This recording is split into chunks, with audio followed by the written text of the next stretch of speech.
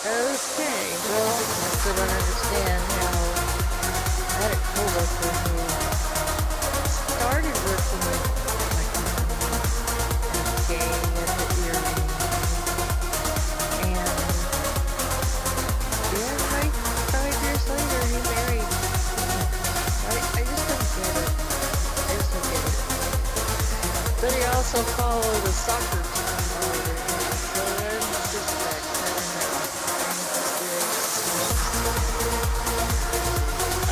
fire. As far as you calling me goes, I asked a question. I didn't make a statement. I asked a question. And my question was not ridiculous. Your lack of hearing is gays don't rape men. I never said anything about rape or boys or anything. My God, what are you watching on TV? Jeez, I did not hint at anything. You're nuts. Next on the mic.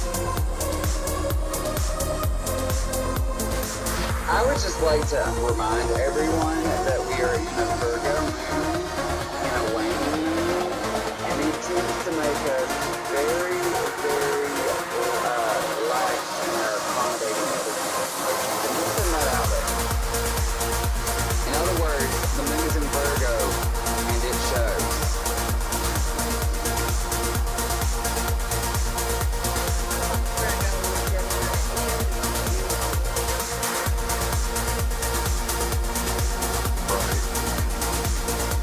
What you were saying about people trying to make the choice that they're gay or they're going to be gay. You know, I've actually heard a lot of that from women, but it's usually after a bad breakup or a series of bad relationships.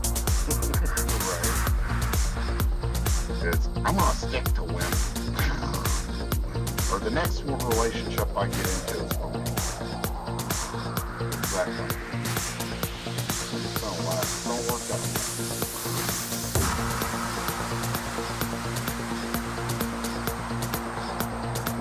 Well, something really interesting that's happening on TikTok that's just a cool little social experiment I'm watching is the fact that a lot of straight gals are becoming really good friends and they're meeting up and they're looking at, and this has been during COVID, the lesbian TikToks. Now, this isn't for sex or anything like that. That's what's really cool about it, is that it hasn't went down that road or whatever. I mean, yeah, there's the jokes and stuff like that, but what's the most awesome part about it is that Vet du really at fårikålskjøtt der kan brukes til they're så mye calling mer it gay enn TikTok tradisjonell and stuff fårikål. like that, Jeg skal but vise all deg it 3 is retter med en smak av verden. like it's women Med empowering soya, women. ingefær, chili og hvitløk, så det er lett å That's pimpe what opp it den is. tradisjonelle fårikålen It's women til en complimenting asiatisk women. fårikål. It's women Fremgangsmetoden den er helping den samme. women. It's Kjøtt women og kål, being who lavris they og masse are. deilig krydder And innimellom. I Så think it's enkelt awesome. gjør det da. Vi tar kjøtt, I legger det have med fettsida ned, no issue with så it, chili. and it does. It cracks me up, and Så sometimes dropper you'll vi hear ikke some of the helt soccer pepperen, for moms da with blir their det den husbands tradisjonelle. and their kids make Så skal det statements på and kål. stuff, and you're just like, huh? Hvetemel for å få But jevna it's skien litt. also, you know, we're also in a new territory because truly we have not been in a society or an environment where Litt it's considered a hvitløk, norm, bare en til. where it's considered okay Og litt to ingefær. have. Now, For å få ekstra some of you are god probably smak sitting there og kraft, going, så tar vi what, alt Trust? det. When I Stjernene. say Så this, tømmer vi på litt I'm not saying that soyasaus we're still back og in the litt vann. 50s where I'm going to go get Nå lynched skal vi koke if I opp det walk her, down the så skal vi Kentucky legge street. på lokk You know what og I'm skru ned saying? temperaturen, og But så skal det stå there's trekt still a lot i of 2 stuff til 3 that timer, is, og da får vi fantastisk you know, asiatisk conflicting. fårikål. But the cool thing is that when stuff like this haapens, it shows that we have Nå hope det of ferdig. getting to that place where Lammekjøtt, things det kan ha aren't litt fett på seg, men all her gloom så and er doom and ingefære people aren't med på attacking å each gjøre other for just retten being mye who they friskere, are. og samtidig So, så gir chilien I do litt encourage stil. people to Også find stuff like that because koriander, it's there det er and aldri that feil. shows that there is hope and that we all are starting to get along and we all are starting to be okay with the differences without thinking that people have to be just like this. Smaken av Middelhavet That's samlet okay. i ei And I gryte. think that that's going to Når middagen rewrite skal some of være the gender enkel, norms men that we også full believe av too. smak, da lager du ei gryte Because med these aubergine, gender norms are just cherrytomater, that. They're oliven just og things litt that a vin. bunch of people Kutt got opp together alle and decided, grønnsaker. hey, let's make this normal. But I feel like they're Fres changing, kjøtt og and that's not a bacon. terrible thing. Fres grønnsaker, Free Mike. tilsett alle deilige smakene, Okay. og helt på Somebody litt vin. said something earlier that På med reminded me lokket, nå skal gryta of an godgjøre old seg i ovnen episode i of 2 til 4 timer. Seinfeld. Anybody familiar with that TV series? Or is that just for like Da er old gryta people klar. like me? Og vi skal bare ha på litt Hello, anybody oliven. ever watch Seinfeld? litt sterk kapers.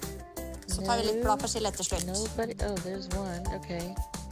So that's there was enough. that issue, that episode where Elaine was going to a lesbian wedding, and she's carrying a gift on the bus. Hemmeligheten bak indisk and an mat, old lady der ligger starts krydderne. talking to Det er her mat med mye smak, asking her lukt about og it, ikke but it minst ends farger. up Med with krydder som the spisskummen, woman koriander, garam walks masala off from og gurkemeie. Da er du på god Elaine vei because inn she i den assumes indiske that verden. she's Her har jeg beina ut fårikålkjøttet og lesbian. fått beinfritt And Elaine's yelling grytekjøtt. after Da skal jeg her. først lage en I'm not a marinade til kjøttet. lesbian. Da skal I jeg gjøre i en hate men, gurkemikser. but I'm not a lesbian. I thought that was kind of fun. Da er marinaden So- ferdig, og Next on det lukter sykt godt. Så nå skal vi ha den på kjøttet. Nå skal det stå i minst en time, og gjerne litt lenger hvis du har tid. Da steker jeg Girl, først Elaine løk. was a trip. She was some kind of Så skal jeg neurotic. ha i I det loved marinerte her, kjøttet. though. Don't get me wrong. Tomatpuré, But she was so Sammenkraft. sensational. Well, all of them litt were. fløte. Jerry Seinfeld was skrur too. du ned He, temperaturen. he, Og så skal jeg sette på lokk, og nå Just skal so gryta much stå fun. og trekke og I can't kose say til anything kjøttet about er it. I'm helt neurotic mørt. too. Sånn, da er gryta ferdig. I get a og little det lukter jo emotional and react så to it. godt. Nå serverer But, jeg denne gryta med litt ris that og episode, litt and then navnbrød. when Og så drysser jeg over litt was kokosfløte it Jerry og and litt what's his grovhakka name? cashewnøtter. The cray cray Awesome. one, the Coriander. neighbor. Didn't they act like they were married once? Det anbefales. Hvis du vil ha noen av de her tre Kramer, oppskriftene, yeah. sjekk ut Didn't beskrivelsen Jerry and under. Kramer act Vi like they were married snakkes! once because of some kind of was that them or was that another sitcom? I'm almost positive that was them. And it was something to do with Kramer's history or whatever, and he was trying to I'll have to find out. I will look it up. Because that one was funny too. Kramer was hilarious. Kramer, like, I ain't even gonna lie. There was a point in time in my Working life out. where I was like, I kind of want to be Kramer when I grow up. Just getting out of the door can be hard. But it won't kill you. Oh, Rob. Honey, Maybe what? it's time for I a don't- change. How do you hate Working or out can can't? be Like, I painful, get but it. it Like, won't there's kill no you. joy there for you or It whatever. will Like, I'm not, probably you know. make you I felt the same way happier. about Make you less stressed. Jeff Foxworthy's Working show. out will but I make wouldn't your have called it heart hate. pump much faster. Oh, but please, don't worry. Tim Allen, it won't kill you. Honey, he's something. It will pump blood to your brain at a Holy tremendous listen. rate, Well, look making at it you. connect neurons, build Killing new brain comedians left cells, and right. make you Yeah. sharper. Don't say nothing about Medea. What doesn't kill I you will roll with makes you. you Let me smart. guess, you got a problem with Tyler Perry. You got a problem with Tyler Perry? Do you have a problem with Tyler Perry? Medea?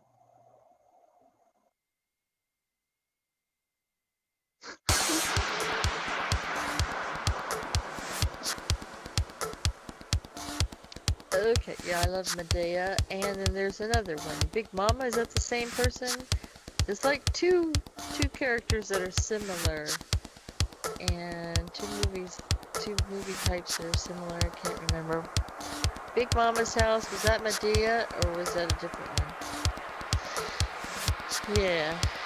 So, anyway, when I go to a movie, I don't go for the details and who's in it and who's doing what. I just go along for the ride and see the movie, get laughs or whatever. So, as for me, I don't discuss with people if they're gay or not, unless they bring it up. But, because I don't want to know. Does anybody really want to know what people are doing when they're home alone at night and you're not there? I mean, do you really care? Do you want to know what they're doing? I don't want to know. I don't want to know. I don't want to know. Or maybe I've been alone too long. I've been a widow for 8 years now, and maybe I should get out more. But the COVID kind of makes it difficult to get out and meet people. No, I don't want to know.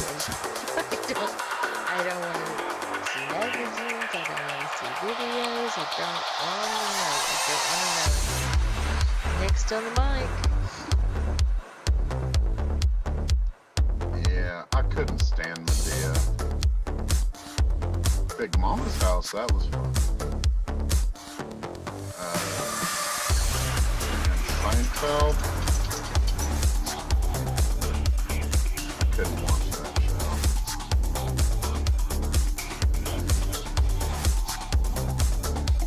Well, if y'all couldn't stand Seinfeld, I know you didn't watch The Nanny.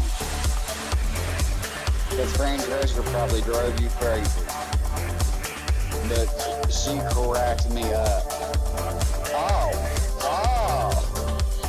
Well, there's hope for you. There is hope for you yet, Crawford. Your funny bone is not dead. But, oh God.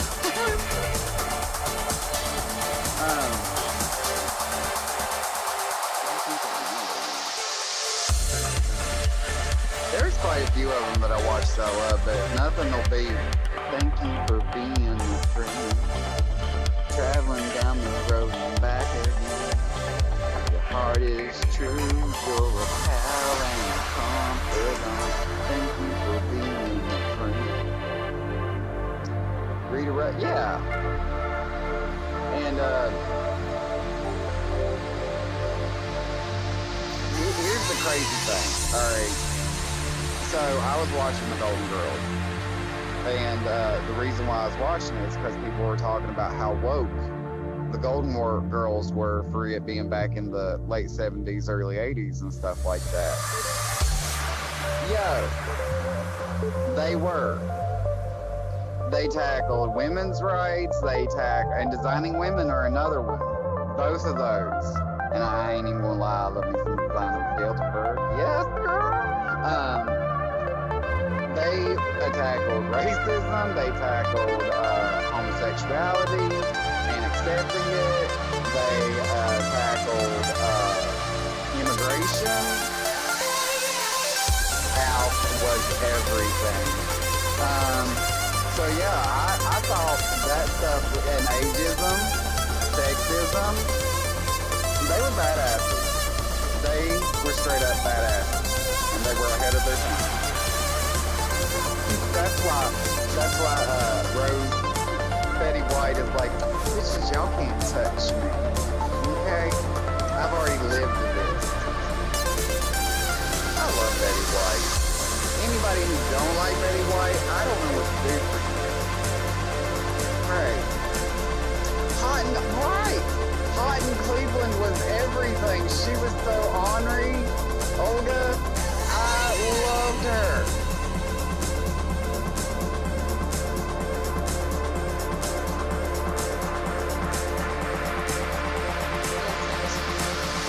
Golden Girls, the two women most likely to wake up with a man in their bed were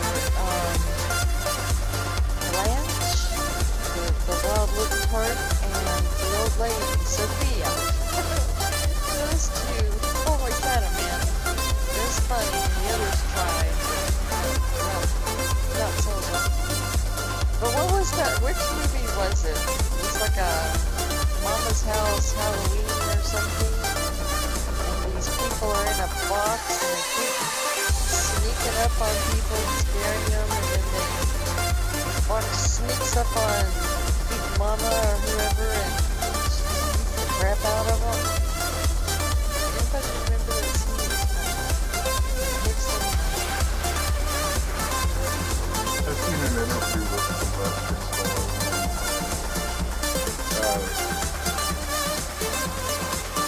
Was it on the, it was one of the two. You know that movie Stop or My Mom Will Shoot? Right? Mama from The Golden Girls. His mom. The interview.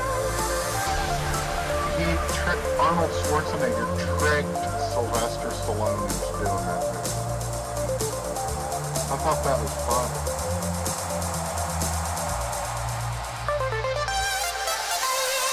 Yeah, I'm not sure if I saw it, or I think I saw it. Barely remember it. I remember the Golden Girls. My mom watched that show. The older one, the mother. Remember when Blanche opened the bedroom door and there's her mother laying there with a man. And she said, "Mom, what's this?" And she looked, she said, "Afterglow." I remember that. Anyway, Mike is free. Yo, the happiest day in this half-breed's life was when I traced my ancestry back to Sicily and found out that I was a descendant of Sophia and Pocahontas.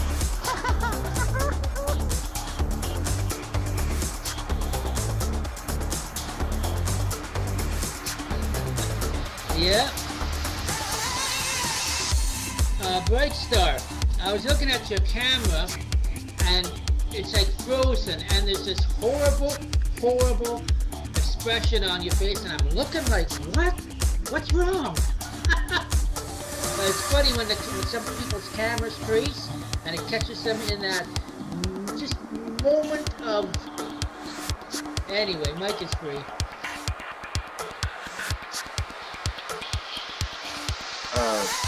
Yeah, Weatherbird, Sophia. She's the one that played in Stop and My Mom Will Shoot with Sylvester Stallone.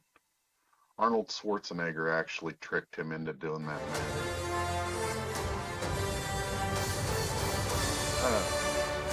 Weatherbird. Sophia, the one that played Sophia, she's the one I was talking about. Nå er høstens norske poteter i butikkhylle, og vår reporter kommer innom studio med et revolusjonerende skrelletips. Velkommen til Agurknytt, nyhetskanal som gir deg siste nytt om lokale frukt og grønnsaker. Mitt navn er Øyvind Afton. Noen kaller han for et jordeple, men det er jo nærmest en fornærmelse. Kan et eple kokes, friteres, stekes, bakes, brukes som snacks og passes til nesten alle middagsretter med mer? Ja, nå får vi beskjed om at det samme gjelder egentlig eple også. Ja, men nok om det. De norske potetene er i hvert fall å finne i butikkhylle, og det er gode nyheter uansett hvordan du vrir og vender på det. Men mange foretrekker jo å skrelle sine poteter, og nå kan Agurknytt komme med et skrelletips som vil endre hverdagen til dere der hjemme. Reporter Håvard Lilleheie, velkommen til studio. Tusen takk, og jeg er Håvard Lilleheie. Ja, det var jo det jeg akkurat sa. Jeg foretrekker jo å spise poteten rå med skallet på, men du sier du har et triks på hvordan man kan skrelle potetene på en litt enklere måte. Takk for at du spør, for det har jeg. Og det er temmelig enkelt. Man trenger bare disse to tingene, Øyvind. Et slagbord og en potetskrelle. Så tar du en potet. Hva gjør du med poteten? Jo, du bare trer den innpå. Sånn som dette her, og så er det bare å si klar, ferdig, skrell. For like a year and a half now, picture it. Der ja, og så ser du, og skreller vi bra her. Don't picture it, it never happened. Now shut up. Og der har vi en fiks ferdig skrell potet. Vær så god. Bon appétit. Ja, jeg ser det går unna, og litt søl blir det jo også på bordet. Det kan du kanskje si, men jeg har også laget et lite regnestykke, og det er som følger at hvis du bruker 23 sekunder på å rydde opp, så sparer du, og hold dere fast, 1 sekund per potet. Og så kan du regne litt på hvor mange sekunder du da sparer i løpet av et år. Ja, det er jo kanskje bortimot flere minutter på et år. Det ser en del skall igjen i det, på grunn av dette her fiberet som sitter i skallet.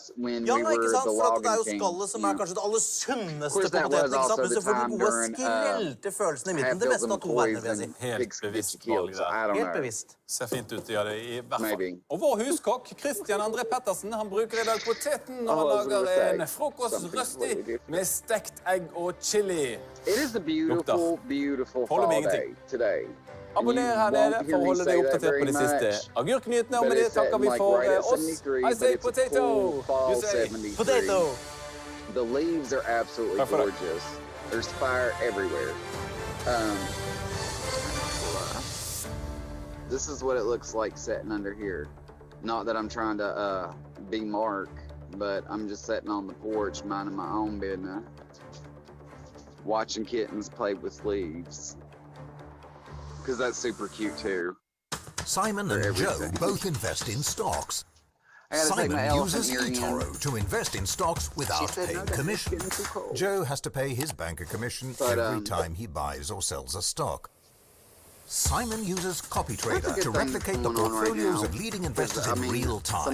Joe gets investment tips from cousin It Harvey. can be a lot worse, or the weather can be a lot harder. Simon can buy any stock he wants instantly with eToro's easy-to-use mobile app. Joe can trade on his mobile too. So I'm going to update Fire and Dawn. I see your hand up, Dawn, but my sister, So and why this is is for Joe everybody, just as but good an they investor know my as sister Simon? Jocelyn. He's not, because Simon They're, uses eToro and Joe doesn't. Have you not been apartment listening? building that Don't they just invest in bought, stocks that like a Jocelyn's Joe, wife just bought, invest like a Simon. burned to the Download ground. eToro and invest in stocks without Apparently, paying commission. one of the tenants was had a drug problem.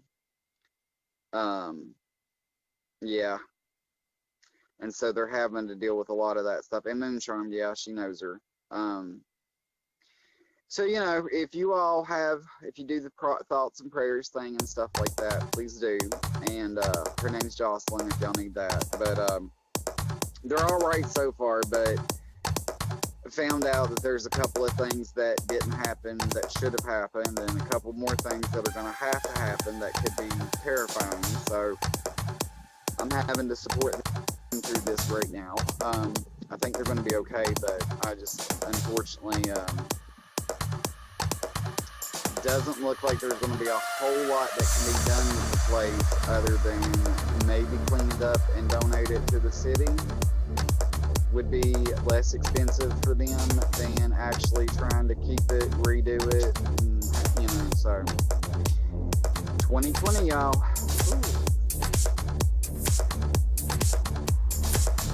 Absolutely, pray for them, and yeah, I hope things work out some way.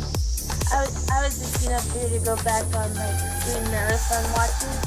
I've done the Golden Grove thing. Took forever, but it was just amazing. Another good show to do that for is The Ghost Whisperer.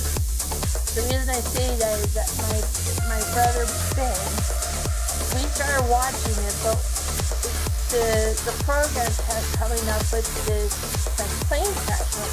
When was there a plane crash? And one of the characters, the main character, Melinda Gordon, one of her best friends died, and we're like, well, when did she die? So we're like, well, we had to start from the beginning to try and find this plane crash. So it was absolutely fun to try and figure out where all the things connected.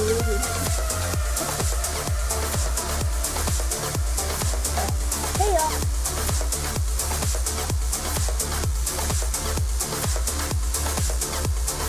Did you all know that I have a secret?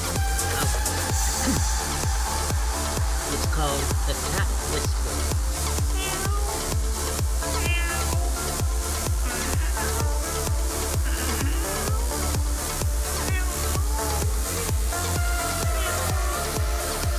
Okay, the Cat Whisperer.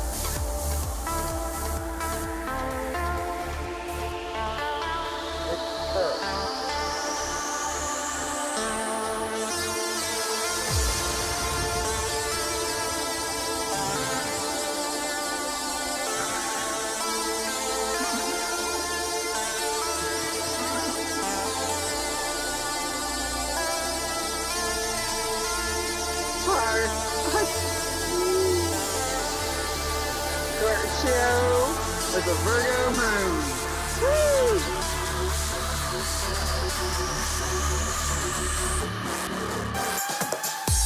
Wait, we're in Libra, no wonder. Oh my god.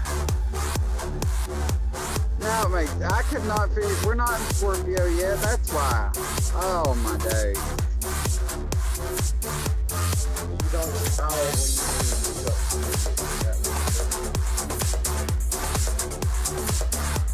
Somebody, do you want to know? Because, you know, if he does, we're about to hear what it is.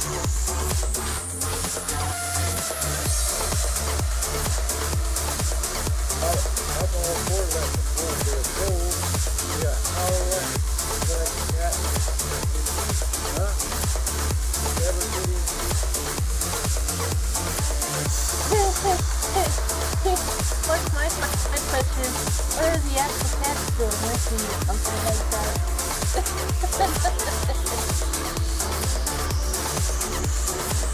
You think?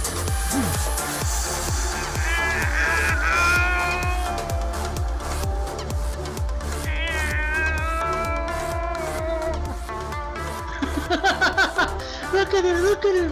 She's laughing. She's just grabbing her face.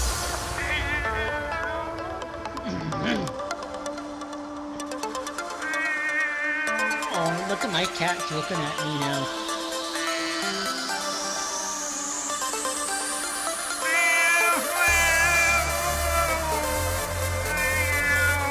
Oh,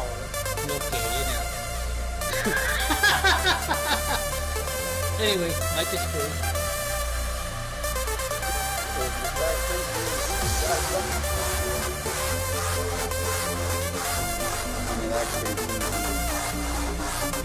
Well, the SO is free right now. Elder Scrolls Online is free right now. Completely free.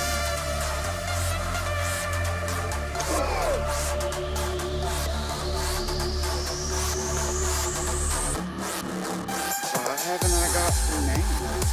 Now I'm going to have to go fix my computer quicker so that we can, you know, not game together but be in the same world together, because we're both weirdos that go off in, like, you know, the edge of the map and go, ooh, what's this?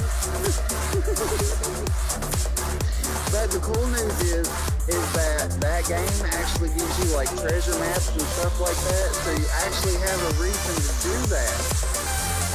Like now they give you like these weird little things where you're like, what? I have to get away from people and go find this? Darn.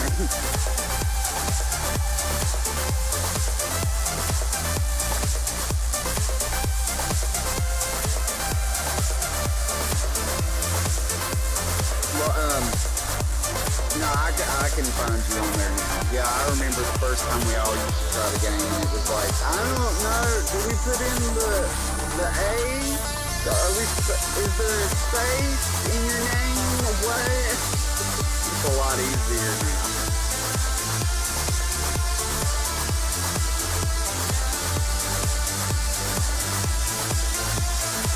Oh, me too. The Guild Wars, oh my god. Like, I was the guild leader, and people would be like, hey, help me. And I'm like, I don't fucking know how, because they make it look I'm gonna need your IEP, your IOA, and your DVD. I don't know. It keeps telling me you don't exist. Well, the one we're talking about playing right now is Elder Scrolls Online. But we used to also play this other one called Guild Wars 2. I still play sometimes, but we were all in a guild and we played together some, but that game was so ridiculous trying to get everybody together. That was the one bad thing about it. Like, you could find other people, but not your specific people.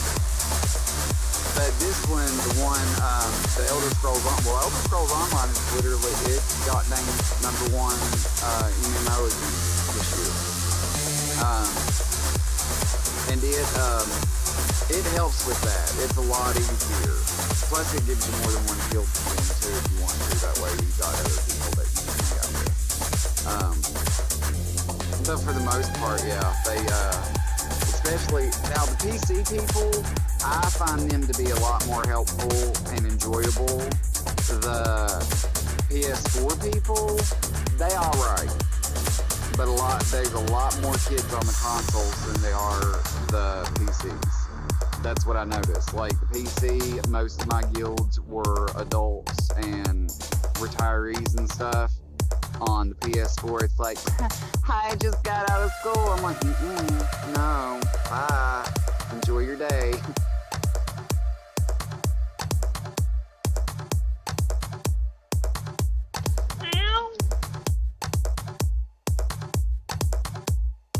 I'm getting to go work soon. Just thought I'd slump and come in here for a minute and hang with all you lowlifes before I go. I'm just kidding. I'm just kidding. What was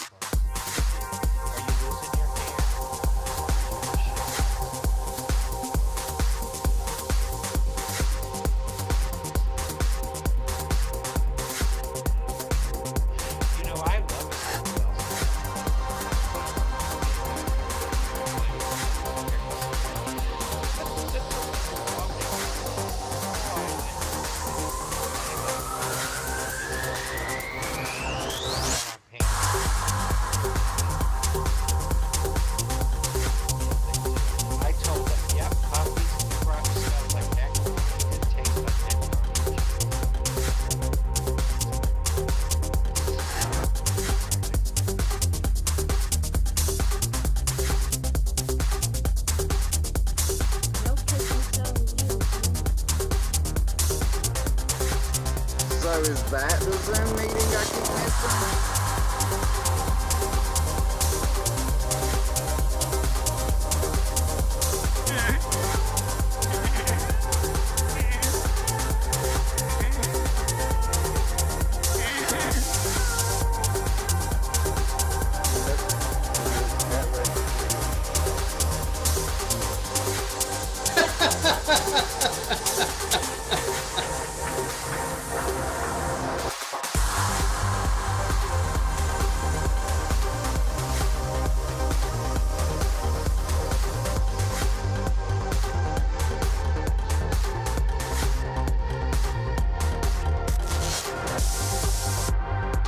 Do you ever watch videos of people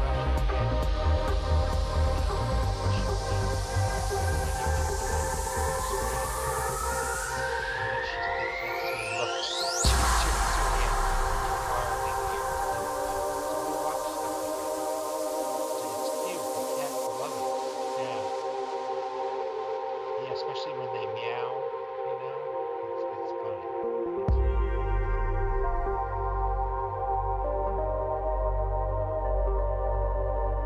Long time ago, over 15 years ago this is, my mom was cleaning a great big bird cage where we had finches, and I took my camcorder and plugged it into the big screen TV that we had at the time. That was like a square letter box, low resolution, but it was just a stretched out TV. But anyway, my cat looks at the TV, looks at the bird cage, looks back at the TV and realizes that's an image on the TV of what's going on in the other room. So she sits there and just looks back and forth, back and forth. It was like, you could tell that she couldn't believe what she was seeing. My current cat, I took my tablet and filmed her looking into it, said, "Hey Jennifer, you like that?" And then I played it back to her. And she's still looking at it. And then she freaked when she saw herself, the cat, in the tablet move without her moving. And you've never seen a cat just look like eyes, like, what the hell? So cats can be interesting. Yep. If you want to make a cat sound, you gotta take your tongue, keep it flat in your mouth, and only your mouth and your palate and your teeth.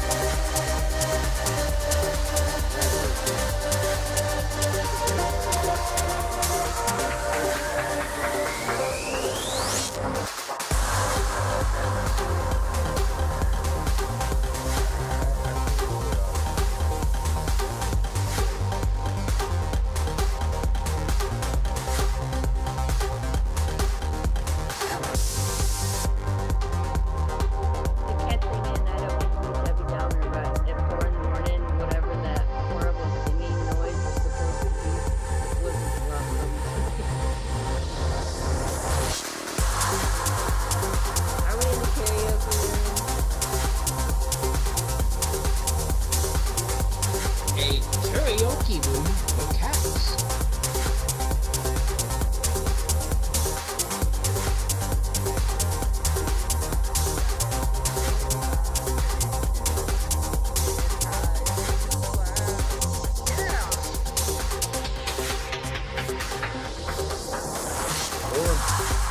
Or in the morning fire. It's like 2 o'clock in the afternoon here. Where the hell are you?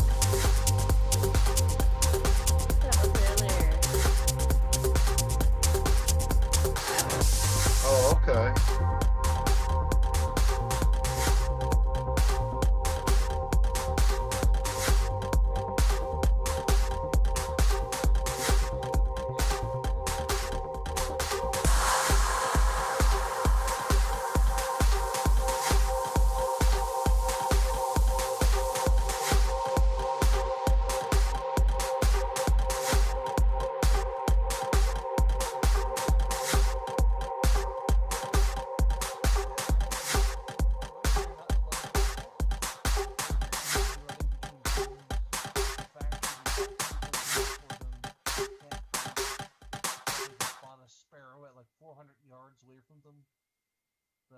fact that they'll beg for food but then not eat it.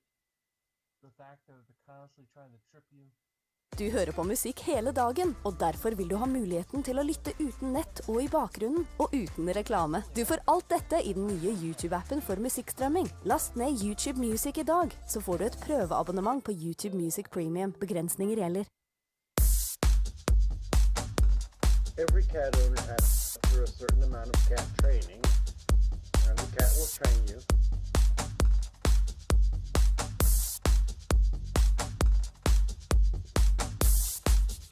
My other cat, Jenny, she was fully declawed, and that cat just wanted to be everywhere I was. She would jump into my arms, and eventually she learned how to jump and land on my shoulder and sit there like a parrot. Me walking around with a cat on my shoulder, like it was like she just wanted to be near me. And when I'd have people over, she'd be walking on their shoulders. She'd pick the favorite person that she liked, and she'd try to drop into their arms and put her paws around their neck and just snuggle them. And people were like, "What's this cat doing?" I said, "She's giving you a hug." And it was really funny. Another time we had police officers in the building because there was a disturbance upstairs, and they're trying to figure out how to get there. And I'm standing there, and even these two cops are standing there, and this one cop, my cat's in her arms, giving her hugs and kisses. And I thought, oh my God, that's the funniest thing you've ever seen. And it was like, that's why I say to call your animals, because that cat, she would run around, jump things, jump onto me, climb the tree, slinked up to grab the tree, and just slinked her body up. I'm like, what are you doing? It was hilarious. So, well, like I said, she had the surgery on her paws so that she actually had fingers. So it was like, it wasn't exactly like completely removing the entire hand or paw on the cat.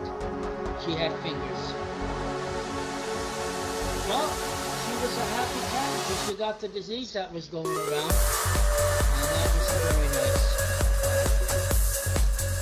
Anyway, mic is open.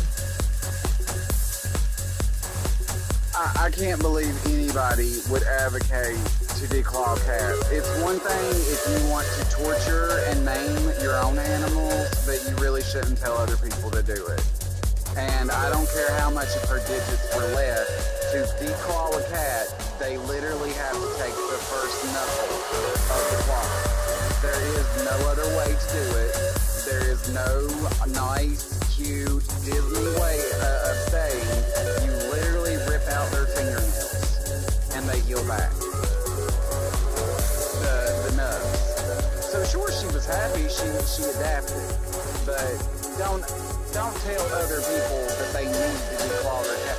Nobody needs to declaw a cat. A cat's supposed to have its claws for a lot of reasons. Otherwise, you're making it completely dependent on you. And that's not what a cat's supposed to be. And it's real easy if you're talking to somebody who's had more cats than they need to. So, don't, cat. There's no way to justify ripping off somebody's knuckles and then putting little nubs or pads there or whatever. But, I mean, I've had many cats. There's easy ways to take care of cats without, but you got to be a cat lover. You can't just expect the cat to adapt to you. It's a cat.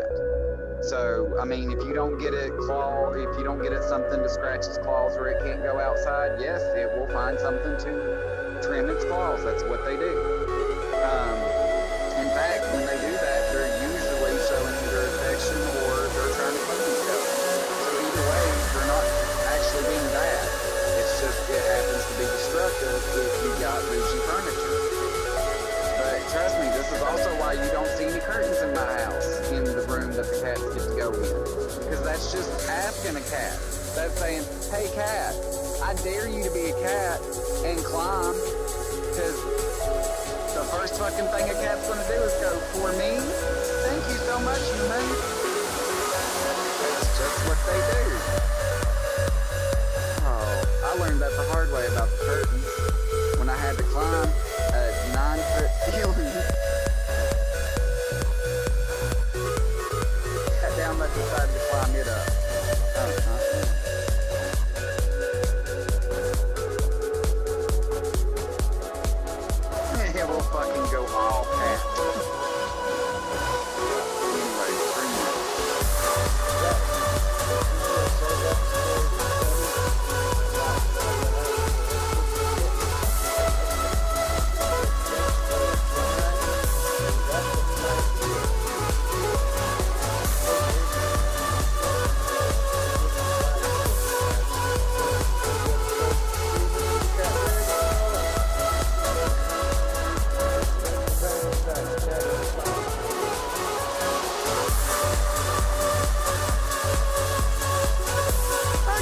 So she comes in later, cussing. That is cat.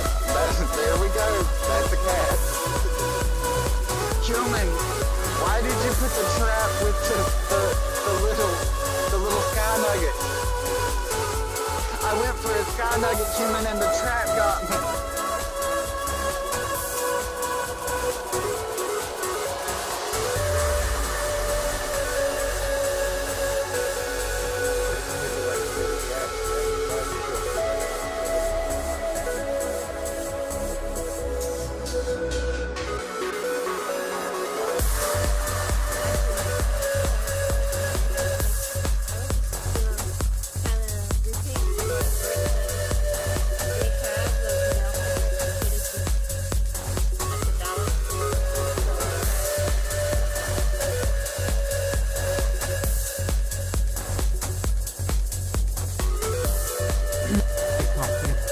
It's funny really when you think about human beings, how cruel we can be to other animals, let alone our other animals, you know, even our own species.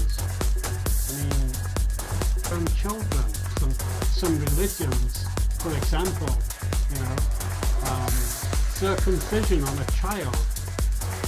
And then I think that, oh, they don't feel anything, the babies. Oh, that's why they're that's why they're crying, because they don't feel anything. I feel it's unnecessary to do. We do all kinds of weird things. It's like telling God, isn't it? You know, like telling God, excuse me God, you've got the creation, we're going to have to take the foreskin away. You know what I mean? Because you got it wrong. Yeah, that's what it seems like to me. But there you go. Who am I to judge? Next on the night.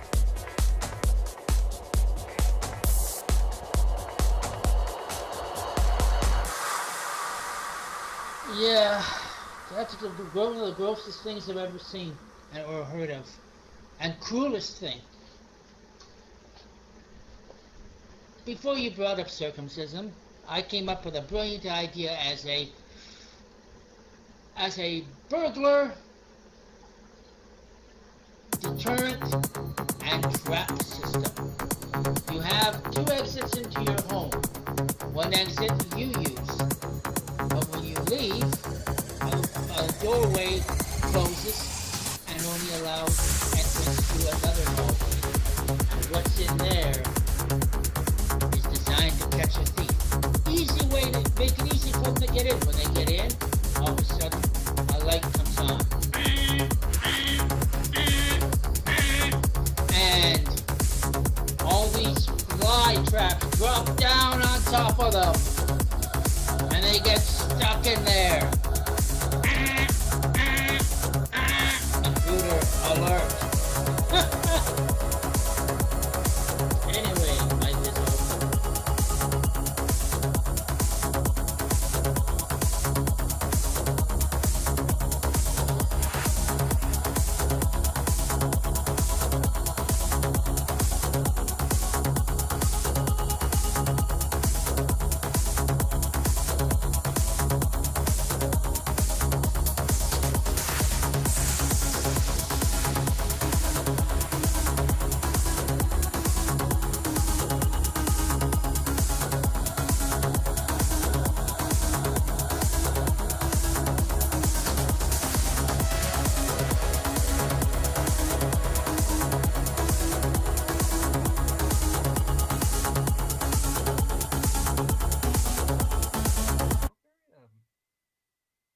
We Americans are very rambunctious, you know that?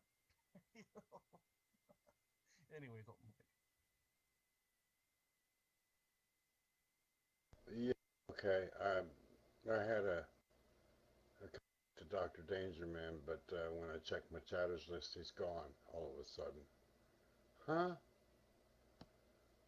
Wonder what that was all about. Puff, puff, pass. Fun, but I'm about to pack a bowl so I can get get on your level, but I'm here. I'm not disappeared anywhere. There's one more karma left. Okay. I take it that you're not going to your local synagogue and applying to be a mole ray? Not today. Have to go to work. Maybe in the future, though. I thought I'd join the nuns in Cali that are raising dope and, you know, making tinctures and candles. Rock on.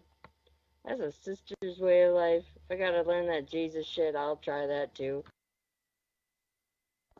I already told you, if you join Our Ladies of Perpetual Cannabis, I'm dressing in drag and join with you.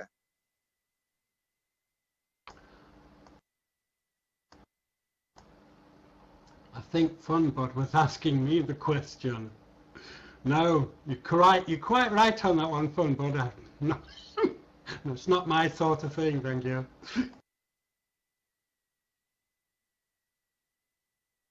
I'm glad you recognized that question was for you. Sorry. It's the caramel and all the weed. Whatever. You two. If you ask a question to a bunch of attention whores, you can direct it to one, but all the attention whores are going to answer. You be nice over there, you rowdy Leo. I answered too. You calling someone an attention whore. Psst, blasphemy.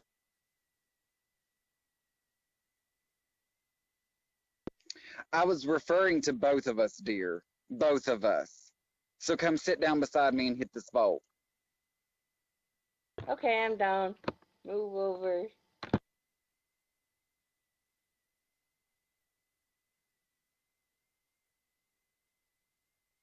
Thanks for being out there.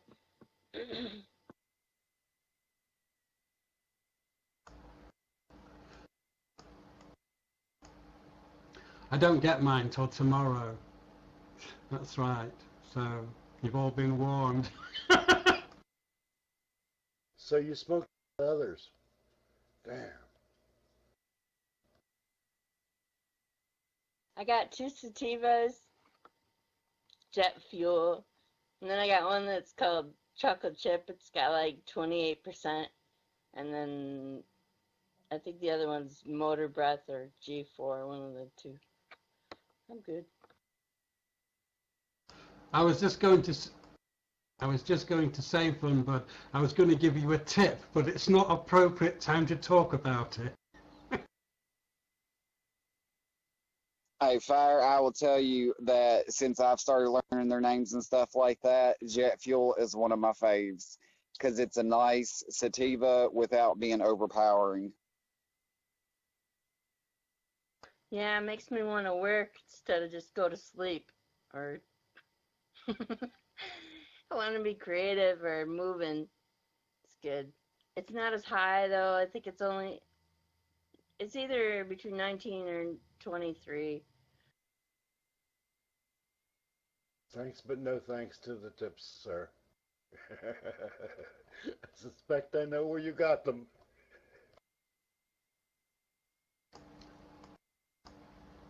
Yes, I completely forgot what I was going to say. Sativa. Do you know? You see, you're in a situation where you can get things like that, sativa or indica and stuff like that. Here, we don't really have that much choice. Do you know what I mean? So, yeah, sort of pisses me off really. I'm thinking of going to Canada just for a vacation, just to get stoned.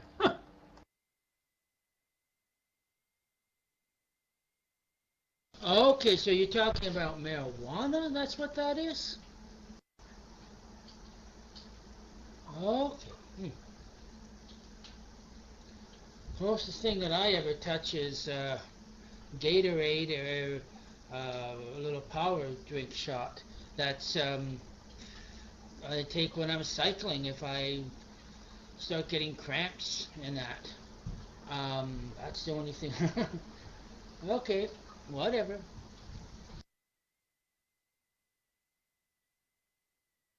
Cat record. Need some catnip for your really. Cat record is lovely. Some catnip.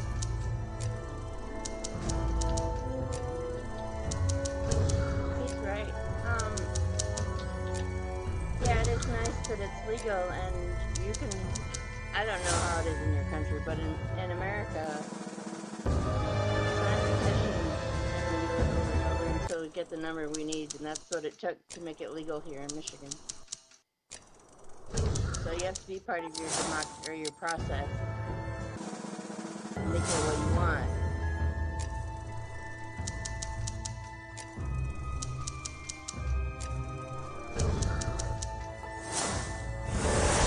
To fight just to be able to get the medicinal form here in Canada. Now people can have it. You know, it's in Ontario or is it the whole country? I think. But the thing is, you also have the idiots walking with signs that look like they were half out of it mentally, and you think, oh dear God, that's what a lot of people think of when they see marijuana. When they imagine these ones with their signs half out of it, that's what they look. The low THC, as we already know, is good for people who have arthritis. They can rub it on their hands. For cancer patients, there's a different mix of THC levels, and okay, good, medicinal purposes. I'm all for it. But only thing that worries me is people operating buses, any sort of public transit, being high. I don't know. I don't know about marijuana. I've never really given it a second thought, other than telling my own employees, you better not be high or drunk. Mic is open. Well, that's the way I see it. It's everyone's choice at the end of the day. It's like we legalize cigarettes, and cigarettes are, more likely to do you a lot more harm. Probably give you cancer or other ailments of bad health. Cigarettes have been proven to. Cannabis has lots of beneficial properties within the health. There may be pitfalls along the way, but what I'm saying is this stuff is illegal, and yet cigarettes are more harmful. It's strange. Alcohol is in the way, but at the end of the day, I've been smoking this stuff for 36 years, on and off, and it's at the moment, it's health-wise benefits. It's actually helping me. It really is. I take it for medicinal purposes more so, but it does actually help me. It really does. I don't smoke cigarettes. Well, I've not smoked cigarettes for nearly 9 years now. Well, nearly 2 years. Yes. So it does have beneficial sides to it. We found that out. And I think it's a wonderful thing. And nobody's forced on you. It's up to you. And I think to myself, what money they put on it to prevent it coming into your country. They could put that money into education about the drug itself. Because people are going to get it one way or another.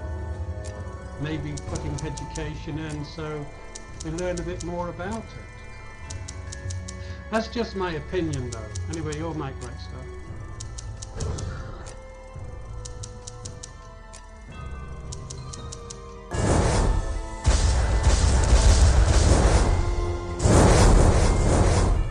Sorry, it was clearing the message, but yeah, I mean, see, I have a hard time with the folks that come out with, well, as long as they're not using cannabis.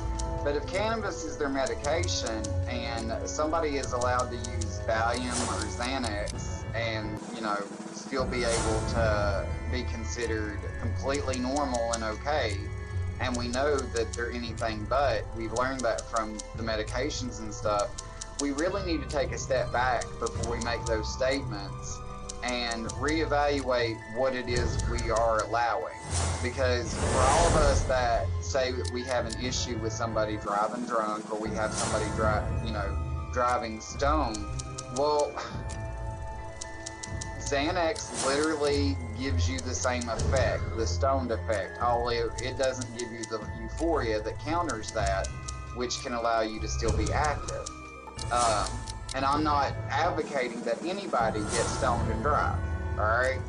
But what I am saying is that if we are going to allow people and say that people are fine to pop a Xanax and drive, to the point that I have literally heard doctors say, what do you mean you have anxiety when you drive? Well, just take your Xanax first. And the medication literally says do not operate heavy machinery on this. But if you get pulled over for an accident, that Xanax is not going to get you in trouble. That Xanax is not going to hold you accountable because you're medicated. So that is something we're going to have to look at before we go out and say, oh, well, if you're on medical cannabis, you know, you must be stoned and you're not allowed to drive and you can't do this and you can't do that. So, I mean, I'm all for if you pop a Xanax or smoke a joint, sit your ass down, don't drive. But, well, I mean, sometimes the coffee, if they actually if they're the cause of it or those sorts of things, they'll get the driving restrictions. You know, like if they pulled out in front of somebody, then it's like reckless endangerment. Or if it's a fender bender, or they didn't move when they were supposed to and somebody hit them in the rear end, the person that hit them would be responsible as opposed to the person that's sitting there zoned out on Xanax and forgot to go. That kind of stuff. So, like, they get vehicle driving charges instead of, you know, driving while under the influence.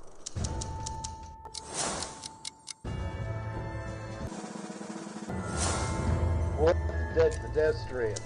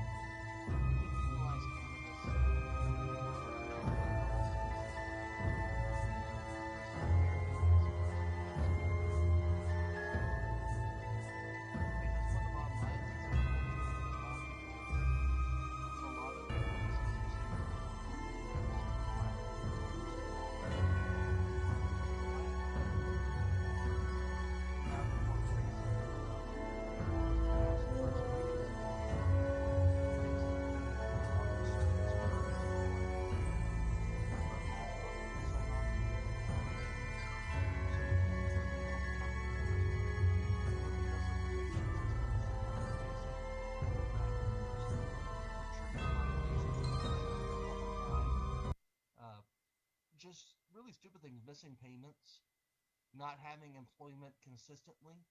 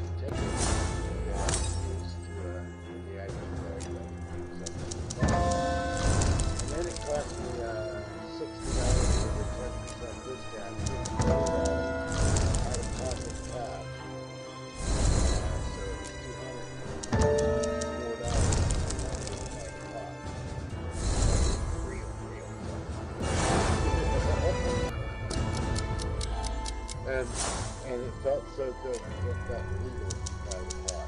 It really did. Knowing that I could go home. That is the day horizon and just get whacked out of the house as much as I wanted to. Yeah, and they ain't gonna kick in my door. They ain't gonna take my bank account anymore. And they have done that. You know, you can't live 50 years in the drug world and not get harassed by the police. But whatever. I was just a girl each time I had to do it. But I was paid that $54. I got a 10% discount for VA, right? And there was no tax.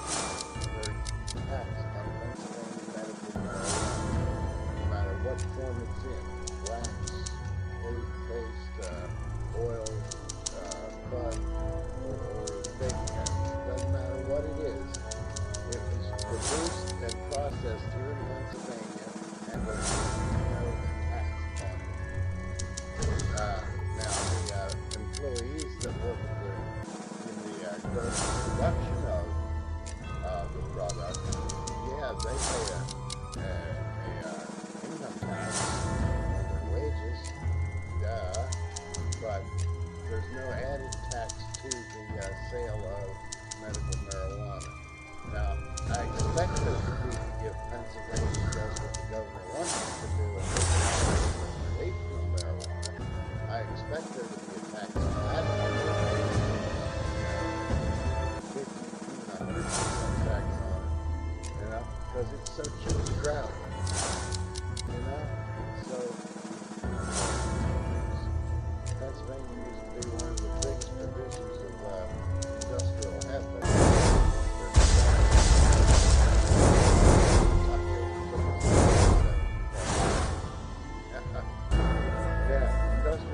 used to be the number one crop in Pennsylvania. More acres were planted, and more dollars were made off of industrial crop. Pennsylvania being a major agricultural state. Wow, boy, that's off the list. It's Tannigan and Willie. One state.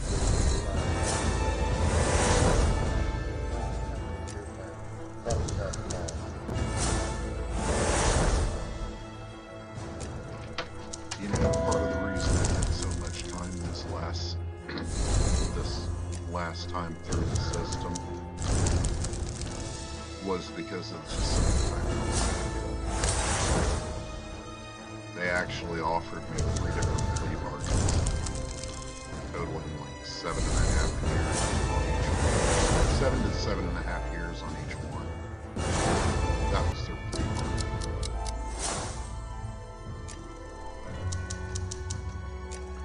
For death by deception.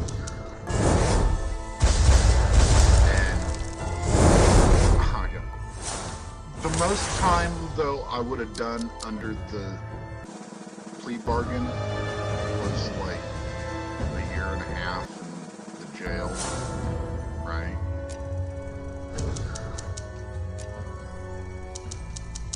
But the rest of it was on paper. And I tossed 3 plea bargains back at my public defender. But I ain't taking it.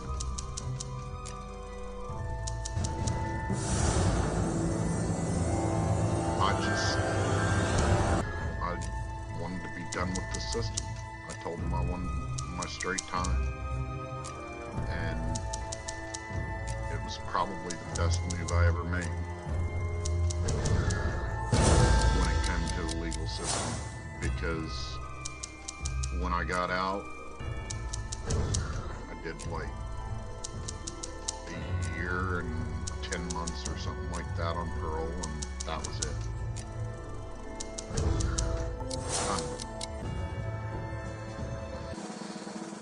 And it's been close to 12 years now that I've been out. Best move I made was just doing my time. The system is set up for you. They want to keep you on paper so they can get the money they can out of it. If you don't bend, they'll stick you in for a little while. Next on the mic.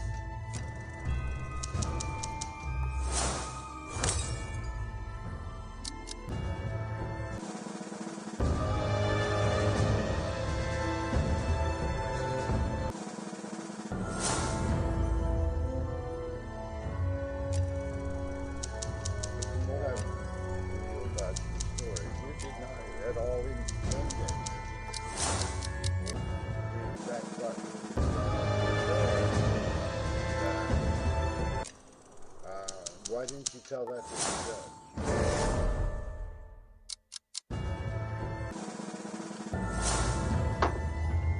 I did tell the judge the situation, Fun Bud.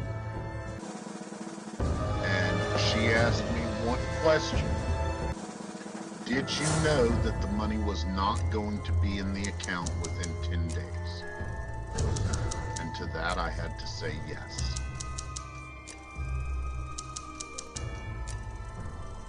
And unbeknownst to me, that is the law.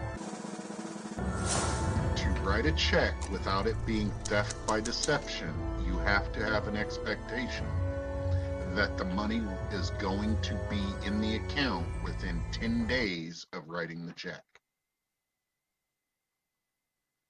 So it was theft by deception, technically.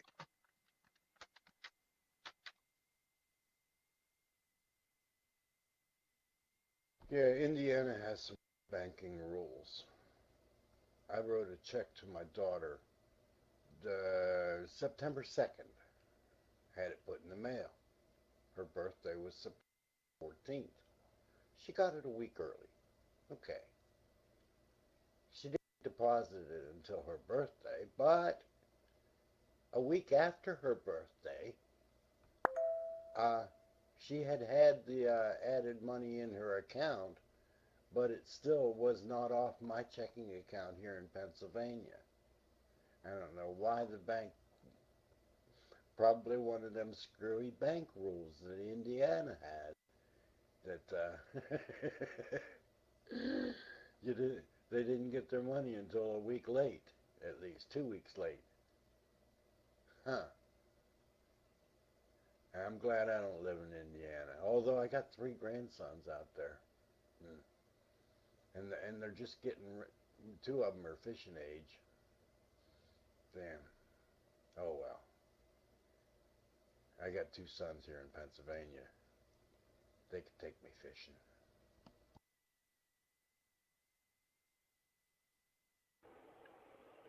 Joseph, I've listened to your story before,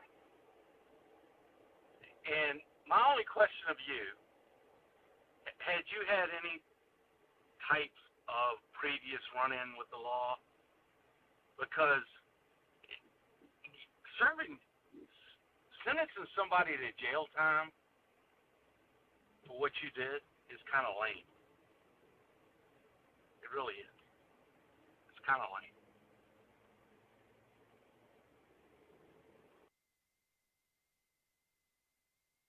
Fun Bud, your daughter or granddaughter, I can't remember what you were talking about, shares my birthday.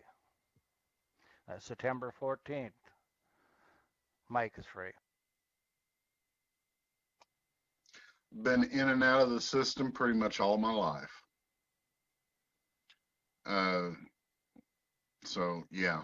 I was actually on probation up in Delphi, Indiana at the time for possession of stolen property, because I had lidocaine, xylocaine, and novocaine in a first aid kit and the needles to administer them.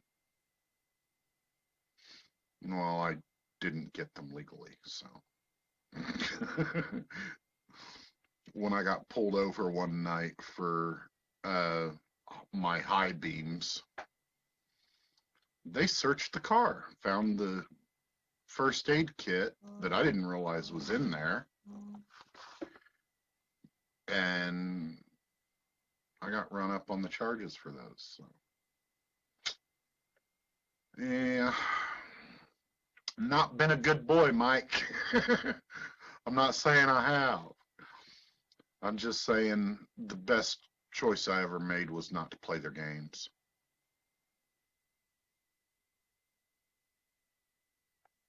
Well, Mike, my rundown with the legal system was the same thing. It was over checks in Georgia. And here's the effed up thing. All right. The checks that were in question, all three of them together were right at $11.50. And in Georgia at the time, the felony charge was at $1,000. It was either $1,000 or $750, I forget. Well, I was in the military at the time, and you know how the mail system works there, and if your first sergeant chooses to, and so on and so forth. Well, I apparently got, while I was deployed, I got some mail that said I had, that I needed to sort this out or figure it out, because I didn't know this at the time because I was busy and wasn't spending money. My pay had been suspended. Didn't know why. When I got back in to base, I had cops waiting on me, both civilian and military, and found out that my pay had been stopped. These 3 checks had bounced. While I was deployed, a judge had decided that, and I shit you not, I'm not making this up. You can't make this shit up.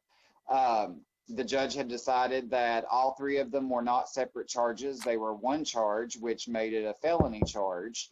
And because I wasn't available, they said that I was, it was avoidance or something like that, which basically meant that I was a criminal trying to hide from the law, which was another felony. And I forgot a couple more dumb charges they put on there that my lawyer completely got rid of. Well, it ended up that to get out of it, I could either go to jail for up to absconding. Yes, thank you. I could either go to jail for up to, with all the extra charges, 80 years, or I could pay a minimum of $10,000 to get out of it. I ended up paying 12 to get it completely off my record. Yeah, just 80 years broken over some fucking checks. That first sergeant hated me. He was from West Virginia too, and I ain't talking shit. I mean, the military's awesome. Most of the people are epic. This is the only dude out of the entire U.S. Army that I ever had to deal with anything like this, and unfortunately, he had a little bit of power. Got out of, I got out of it and stuff too, and you want to talk about frying somebody's ass. That dude had it in for me after that. After that, it was all she wrote. He, that's a whole nother story. But yeah, I ended up having to pull because of my first sergeant agreeing to the judge and recommending it. I had to pull 30 days in a state penitentiary because, you know, of all that horse shit. And I take full responsibility. I don't pay with checks anymore, ever. I don't care.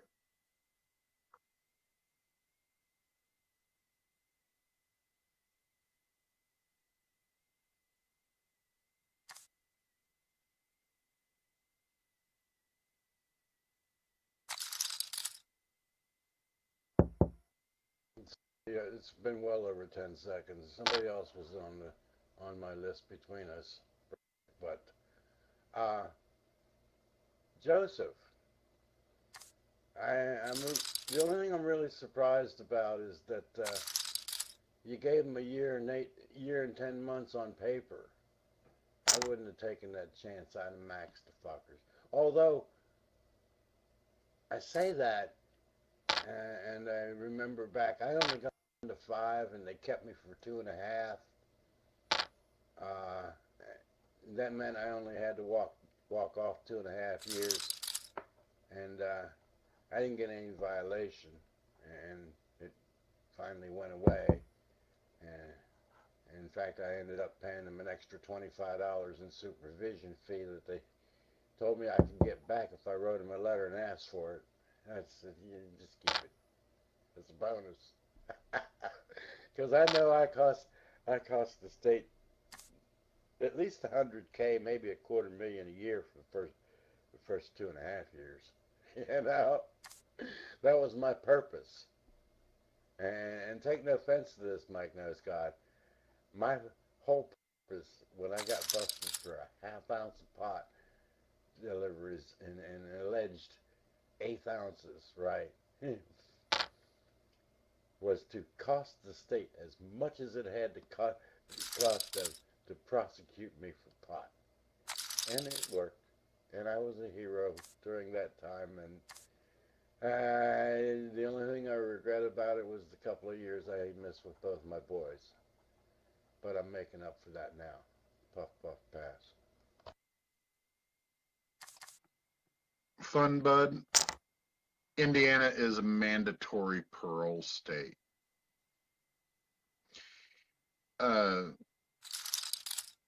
You do 2 years on parole if you're, say you get 50 years, right? You do 25 because Indiana's a 2-for-1 state, or was at the time. Well, you've technically got that other 25 years hanging over your head. But they don't make you do that on parole. They just keep it hanging over your head. When you get out at that 25-year mark, they stick you on parole for 2 years. Now, if your maximum out date, that full 50 years, ends up putting you out the door before that 2-year mark, right? If you had a year on parole, if you actually had a year left of your sentence when you were paroled, well, now you don't have to do 2 years on parole. You do a year on parole because that's your maximum out date.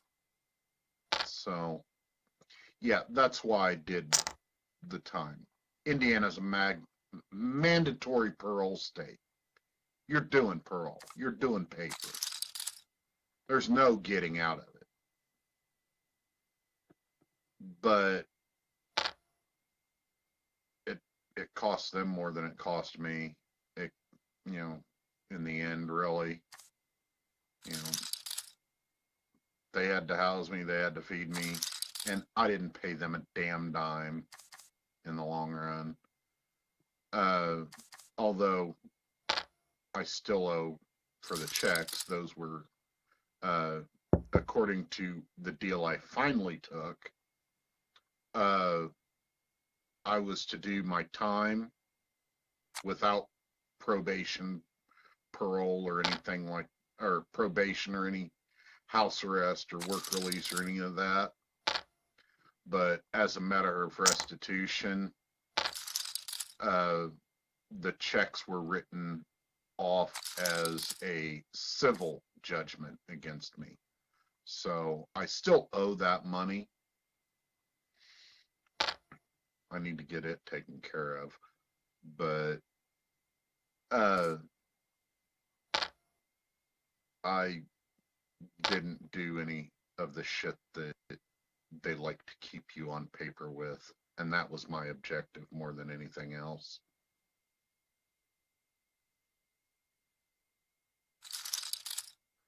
When I was living down in Florida, my buddy, one of my roommates, his car had a bad battery and it clonked out on him at like 2 o'clock in the morning. So I had to go rescue him. So it's 2 o'clock in the morning. I jump him, get him going, and we're going down South State Road 7, US 441. It's an 8-lane highway, and we're drag racing because he had a Plymouth Fury and I had a Pontiac, and we went drag racing to each red light. Well, 2 o'clock in the morning, there's a cop. And he pulls him over, and I just keep on going. I go back home. I waited an hour, 45 minutes. I says, damn it. So I had to go back, jump him again. Cop was waiting, and I get a ticket. We both go before the judge. I got my Florida license. He hadn't switched over his New York State license yet. So we're before the judge. I get a $25 fine, $10 court cost. Because he had a New York State license, he had a $250 fine and $50 court cost. Now that's justice? Yeah. I don't think so. But yeah, that's about all. Speeding tickets. I got a heavy foot, I guess. Mike's free.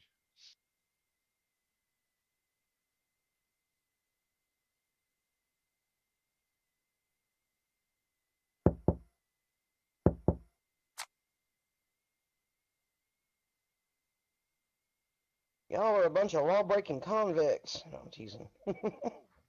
Good afternoon, everyone. What's going on?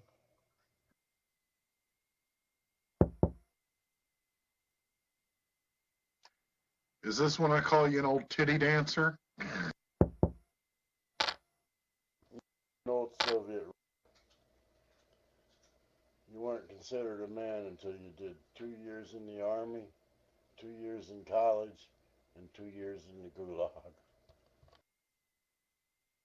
You can't call me a titty dancer because back then I had absolutely no titties, none.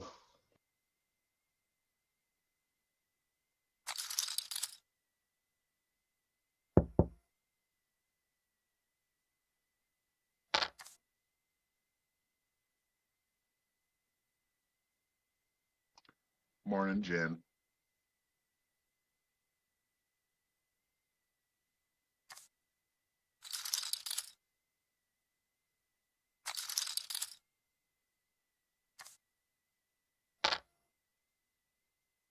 Just kind of gleaning through headlines here.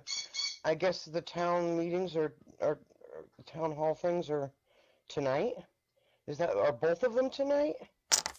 Are they on the same night? Yeah, they're both on tonight at the same time.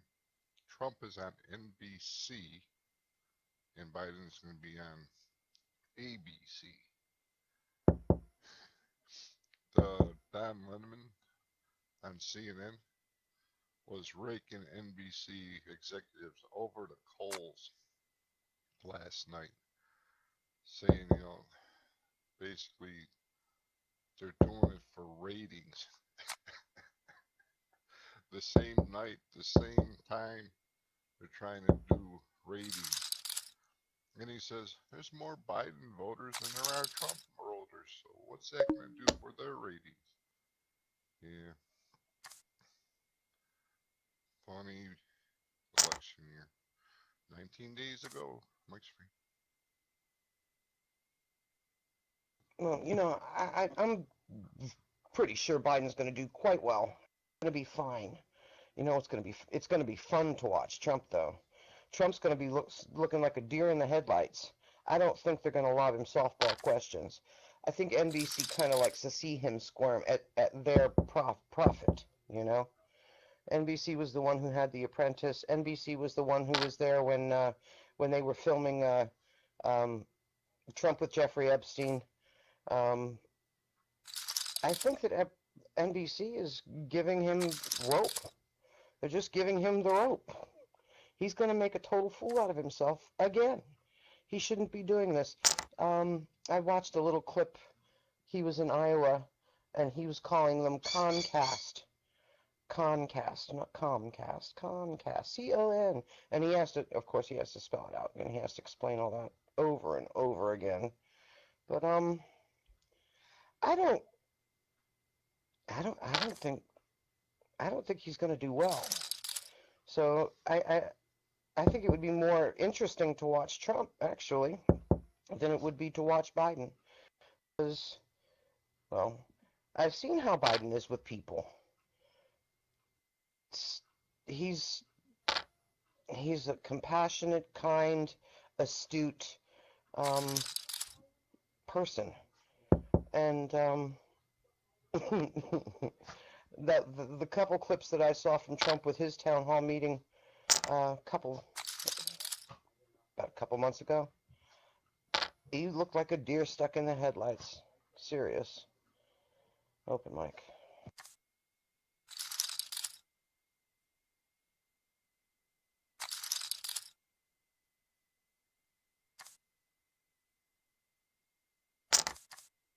Yeah, I agree. The Trump show is going to be the better of the two.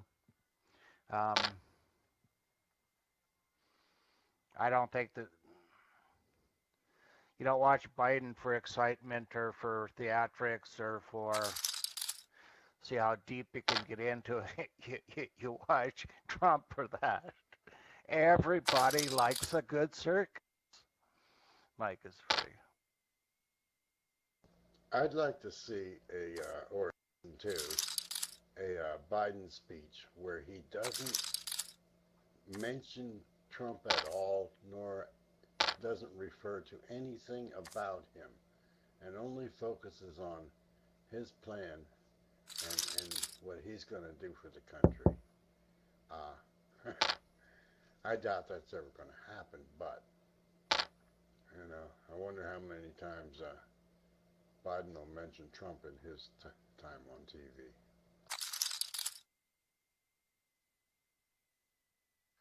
Biden in September got $353 million donations. It's sort of like an all-time record. And I'm glad that Trump is broke, because I don't see any commercials for him in New York State anymore. I'm seeing Biden commercials, but not Trump's. And I'm grateful. we went down into Pennsylvania the other day, and you get around in those farmlands. You know, there's all sorts of Trump signs. But there's a city, Warren, and as you're coming up to Warren, you're seeing more and more Biden signs. And they're better signs, and they're bigger. And yeah, I don't know about Trump. Around here, people used to have Trump signs out, like the Republican committees and stuff. You don't see the Trump signs in their front yard anymore.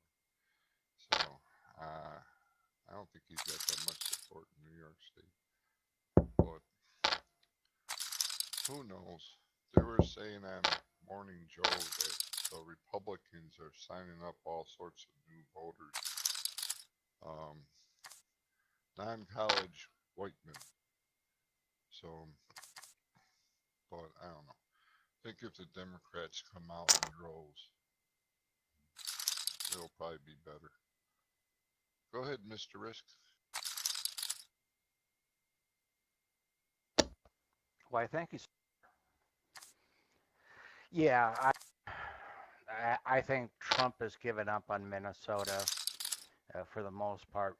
Most of his ads here have been pulled, at least in the cities. Minneapolis, St. Paul also takes in their viewership much of western Wisconsin.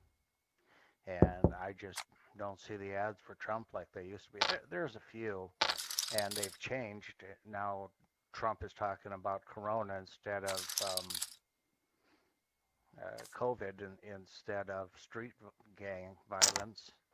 And I think that's a nice change. I really get tired of Trump and his violence. We need to take over the street kind of talk. That gets old real quick. And I wouldn't be surprised if Trump has given up on New York. New York is a fairly reliable blue state. Mike is free.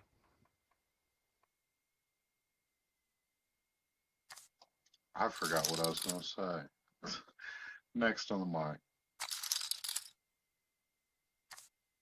Well, we're still seeing ads for Trump here, but it's not, I'm Donald Trump and I approve this message ads. It's not directly from his thing.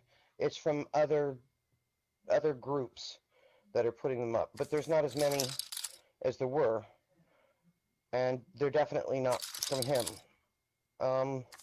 Yeah, Lindsey Graham was shamelessly crying for money because Trump doesn't want to let anything from the RNC go to anybody else's campaign. He's such a dick. Lindsey's begging people for money. It's pathetic. Yeah, we're not seeing as many ads here as we were. And the Biden ads are mostly positive. Not all of them are Biden ads, though. They're also, other PACs, I guess. Did you all see that 2 PACs were shut down by the FBI? Supposedly they were scams, saying that they were collecting money for Trump, but either they were for Trump's campaign, but either they weren't collecting money for Trump's campaign and just for Trump, or they had nothing to do with Trump at all, and they were just collecting money. But the FBI, they were on Facebook, I saw, and there was something else. I want to say Instagram, but I don't know if I'm right about that. But they just got shut down for fraud. And there's a blurb it said that the FBI is looking for people who might have given money to that organization. They want them to contact the FBI because, well, they've been defrauded. Your mic, Straw. Yeah, when Lindsey Graham did that, he got $20 million from the Senate committee PAC. The Senate PAC committee. He got like $20 million. And his opponent got something like $58 million in donations. So, yeah. And there's another investigation that hit the dirt. I was kidding Ian yesterday. The Dunbar report. Remember, Dunbar was going to indict everybody and their brother, according to Ian. Well, that's not going to come out till after the election. It's probably going to have nothing in it. And the unmasking investigation that Barr started. Yeah, that was a dud. Another dud. So Ian's 0 for 20 now for indictments and charges. Oh, simply amazing. Mike's free. Well, yeah, the Democrats think that the Durham report's going to come out before the election, and I don't know. It's just, and they're hoping for something big there. If anyone,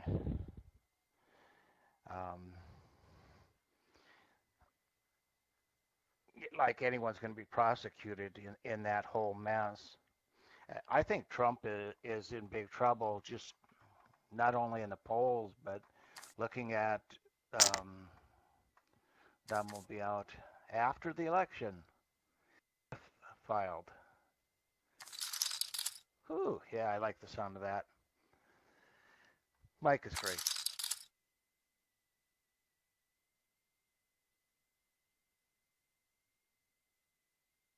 Yeah, they had a list of all these investigations that Trump has had the FBI running, and most of them were dismissed or else filed, and they said the Durham one is supposed to come out after the election. They said they weren't going to do it before the election. It's going to come out after the election, and they're probably going to file that one too, you know, because they can't find anything. There's nothing to find. Mike's free. So what is going to be Trump's October surprise? If it's not Durham report or any of these other reports, it can't be COVID. It's not going to be the economy. What is this guy going to run on, and what's going to be his October surprise? I still anticipate something to be released that's going to go right at the heart of Biden or Hunter Biden. Mike is free. I think the October surprise is going to be there's no October surprise. I don't think they have anything. If they had something to be out by, all right, he doesn't have Comey, doesn't have the Russians, he doesn't have WikiLeaks, he doesn't have anything. All his conspiracy investigations went up in smoke. There's not going to be an October surprise. I think the October surprise is how many people are waiting hours in line for early voting. How much money the DNC is raking in Biden. Usually by this time in the campaign, the DNC is broke. And not this year. I think that's the October surprise. None. There's not going to be any October surprise. They don't have nothing on Biden. They tried going after his son and that didn't work. Go ahead, Jen. I think it already came out. And Maganini, Kayleigh Maganini, yeah, she got suspended on Twitter for it. What the New York Post put out, all that propaganda against Hunter Biden. I think that was it. And yeah, they shut her down, and they shut the Trump campaign's official site down. Their account. Yeah, I think that's what it was, and it fell, faceplant, flop, boom.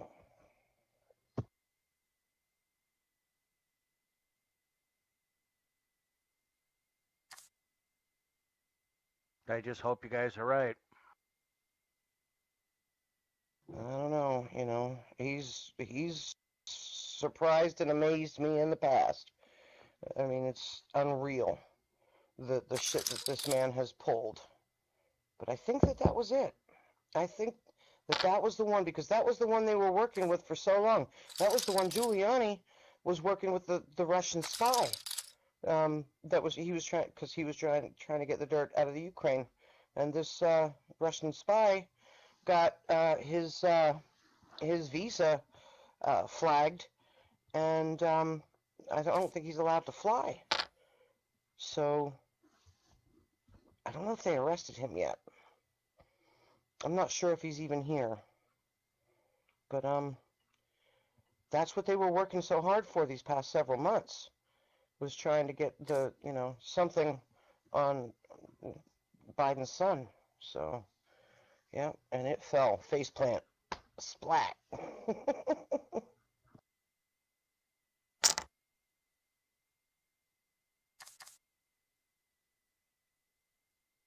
I wish one of these maggots, whatever they are, Trumpletites, I wish they would answer me when I say, you're so upset that there's nepotism, that Biden, Biden has helped get his son a job. Oh, well, where the fuck are Trump's children working? They don't want to talk about that. How's my mic working? Oh, it's working good? Thank you. Appreciate that.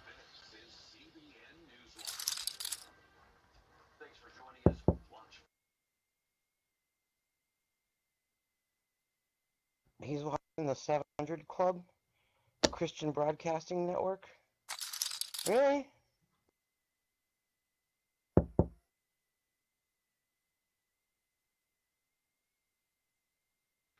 There's nothing wrong with that. Who's that guy on there? He's probably going to endorse Biden pretty soon, too. Mike's free. For God so loved Pat Robertson, he struck his left eye blind. I don't know. I think he's gotten some medical care in regards to that, but yeah, his eye was looking pretty rough there for a while, boy.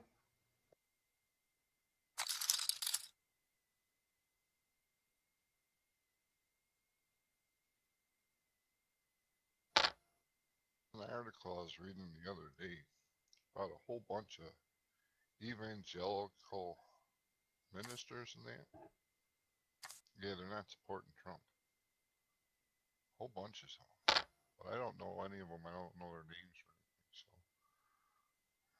I'll see if I can find that article. Mike's free. I saw one. They got together. I think it's called Not Our Faith. Basically, they're saying that Trump can't use their faith to take advantage of them because he needs the support. Was it Not Our Faith? I think that's what they might have been called.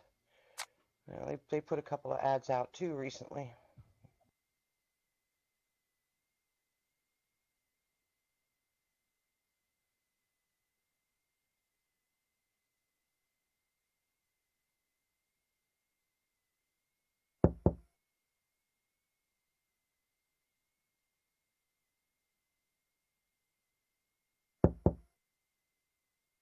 Will somebody do me a big favor, please, and make me a couple smokes? I just really don't feel up to it.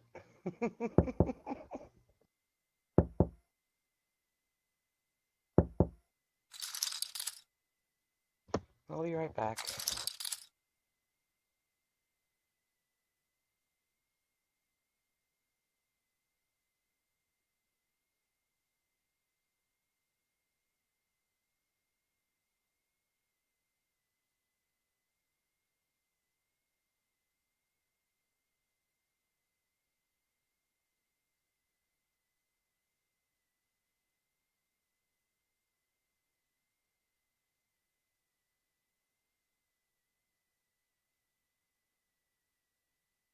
not the same article that I seen, but it's a different one. I guess there's a whole bunch of them. I want to search that.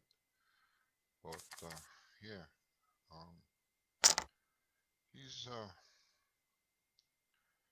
a lot of his supporters aren't there anymore. He's got his 38%. That's about it. Mike's free.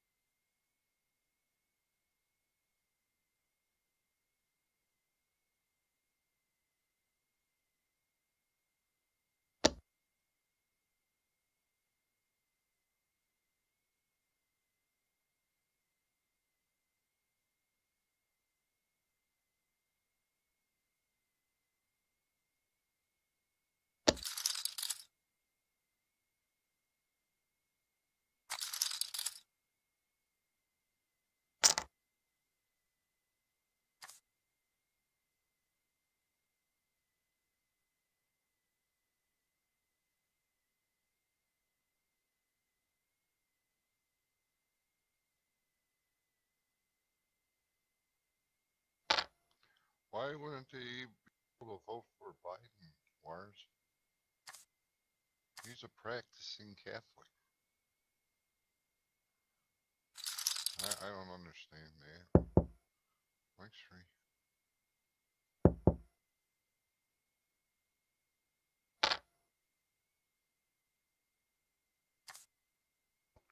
Unfortunately, among some right-wing Christians, they don't see Catholicism as being a true religion. And yeah, Wasser, I think you hit it on the nail. It's not about anything but anti-abortion. And you take that out of the equation, and you really have to, but there's nothing there. Mike is free.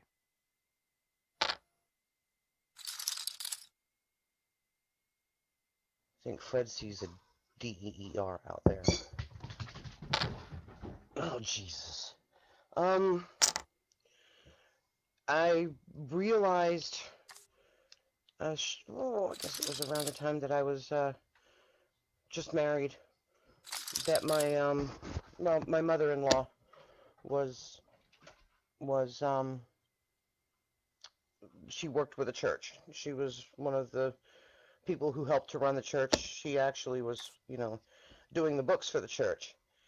And she told me that there were coalitions, Jewish people, Catholic people, and Christians that were all getting together to be able to work together as opposed to working separately. And I thought, yeah, this is going to go over with the evangelicals like a lead balloon. But lo and behold, I remember growing up, I don't know, even back in the early aughts, that, people were saying that Christians were not Catholic and they were of the devil and all that. But now Catholicism has its, has a rank in this quote-unquote fight, this Christian coalition thing. And people are giving them more validity and working with them more so than they've ever done what I've seen before. So, yeah, they got their foot in the door with the other Christians. Now the other Christians are calling them Christian too. I guess they see that there's power in money. Here, Mike Straw. Well, there's always been the Conference of Christians and Jews. They've had these alliances for a long time. But, well, you look at how many times that Trump gets caught in a lie. What, it's over 10,000 times now? You know, you actually believe that Trump is telling the truth? I don't. And I'm anti-abortion. But when McCain was running for president, and he said he was anti-abortion, except in all these cases, and the list they put up was, well, about the same. So, yeah, they weren't really anti-abortion, the Republicans. George W. Bush ran on a platform saying that if he was elected, he would get an anti-abortion amendment to the Constitution. He got elected. Nothing happened. Nothing happened. The GOP was in charge of both houses, and nothing happened. So I don't believe the GOP either, Wars. Like I said, it's a Supreme Court decision, and only a constitutional amendment's going to change it. And there are a lot of anti-abortion people in the Democratic Party. Nelson was one. He was from out west someplace. And I don't think it should be part of the platform. Period. But it is. But there's people trying to get it out of the platform. Shouldn't be in there. Mike's free.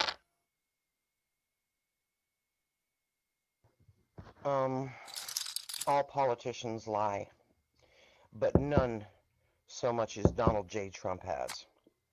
Not nearly. Not nearly. Some huge whoppers that you can't believe he let that come out of his mouth. You can't fucking believe it. And as far as abortion goes, I'm all for people being anti-abortion. I don't want to see abortions happen either. I don't. But I know that it'll never stop. I want to keep it safe. Not too long ago, my son's one friend that he grew up with, she lived down the street from us. She ended up getting knocked up with a guy that knocked her around. And she said that she probably wanted to go and get an abortion. And she didn't know how she was going to be able to afford it. She didn't know how she was going to be able to get there. And I said to her, I said, I will help you if that's what you really want to do. But you got to think about it. And, I guess maybe a week and a half, 2 weeks went by. And she said she decided that she was going to keep the baby. And I said, yay! And I said, now I get to buy you. I bought some baby clothes for her, and I got her, a couple of other little gifts for her as well as for the baby. And she had the baby, and not even 3 months later, boom, she's pregnant again with the same guy. She said she don't think she can do 2 babies at once in diapers like this, and she didn't, and he was better, but he was still a problem, and blah, blah, blah. And I said, if that's what you want to do, I will help you. And about 2 weeks went by, and lo and behold, she decided she was keeping this one too. And I said, yay! I said, are you going to be able to handle this? Do you need somebody to help you watch the baby? and she said that because she had the first baby, that parts of her family had opened up to her, you know, that had little children and stuff. So now she was getting all kinds of things from older children, and everybody was watching one another's kids and all this. And I said, that is a great thing. And you know, I haven't heard hide nor hair from her. She's a mommy now. She's a mommy now. But see, the problem was she wasn't going to be able to get the abortion here in Pennsylvania. We would have had to take her all the way down to New Jersey. So, see, it's only the rich and the people with means who are going to get abortions. But I'm glad that she decided against it. I just want to keep abortions safe. If that's what she really wanted, well, then that's what she really needed to do. I mean, there's nothing worse growing up and hearing, "I wish you were never born." That has got to be one of the most scarring things that's ever happened to me. I wish you were never born. So, I'm just glad she found her niche and didn't have to do it. But if you think that you're going to stop it, you're wrong. Because one way or another, if a woman really wants an abortion, they'll get it. They might kill themselves in the process, but they'll get it. Your mic, Risk. I would like to talk about what it means to be pro-life.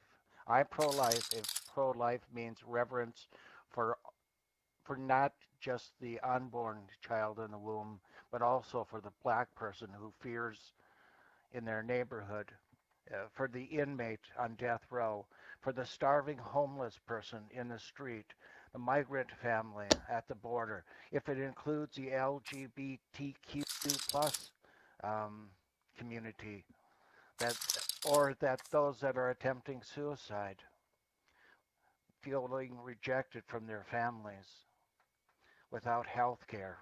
Pro-life means pro-lives, not just some lives. Mike is free. I'm with you, Risk. I'm against the death penalty. You know, I don't want to see any of that happen. What's going on? We're coming to vacuum. Oh, aren't you sweethearts? I put on my crap. I'm sorry. They're getting rid of the vacuum. I just, I want to think about the mother who has her whole life ahead of her. You know, what is the best choice for her? What is the best choice for everyone involved? I mean, it's bigger than just that unborn child. It's a lot bigger than that, and I wish more people would recognize that. Thank you, Risk, because I feel the same way. Shorty, your mic. Yeah, well, these pro-life people, this should be renamed to pro-birth, because that's what they are. Pro-birth. They're not pro-life, they're pro-birth.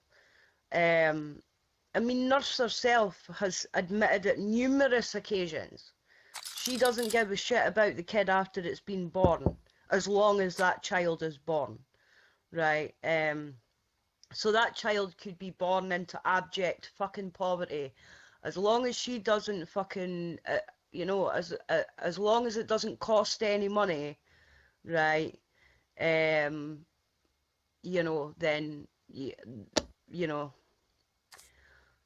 But no, it's not pro-life. It's not pro-life at all. It's pro-birth. That's what it is. In a nutshell, it's fucking pro-birth. Anyway, Mike's free.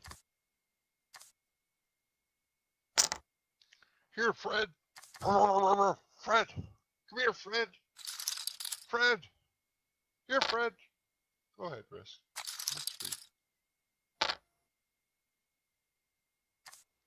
Yeah. I would consider myself to be pro-life, but again, I think pro-life includes other aspects other than just simply the unborn, the LGBTQ, the homeless person in prison, the person living in the inner city who is just scared to death of living in the neighborhood that they're living in. That's pro-life. Someone who cares about the hungry, the homeless. That's pro-life. Pro-life isn't just concerned about the little child in the womb. I'm for the little child in the womb, but I'm for a lot more than that. You know what I'm saying? Budo, it's your mic.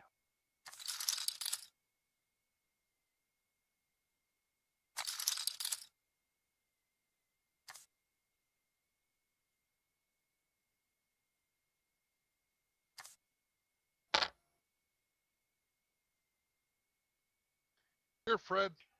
Here, Fred. Come here, Fred. Yeah, I'm gonna tease Jim's dog. Here, Fred. Here, boy. Here, boy. Yeah. Yeah. I'm pro-life. I'm against the death penalty, and I want to see the people born. Go ahead, Buddha.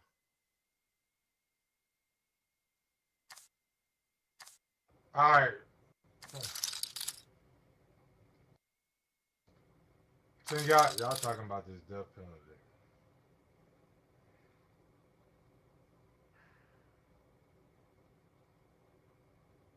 You know, I hate to play God.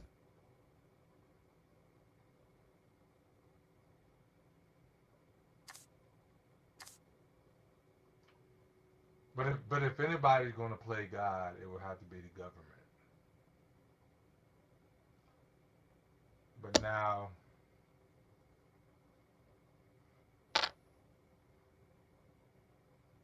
if you are 100% certain,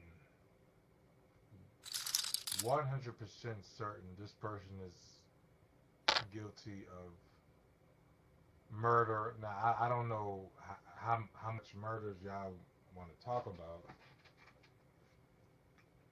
Then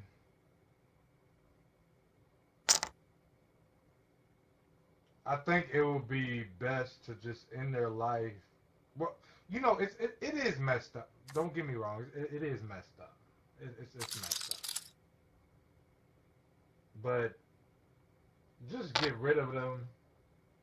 Then trying to pay for the amount of time they have to be in prison for like 30 more years and all this. You know, like Charles Manson. No, I'm not.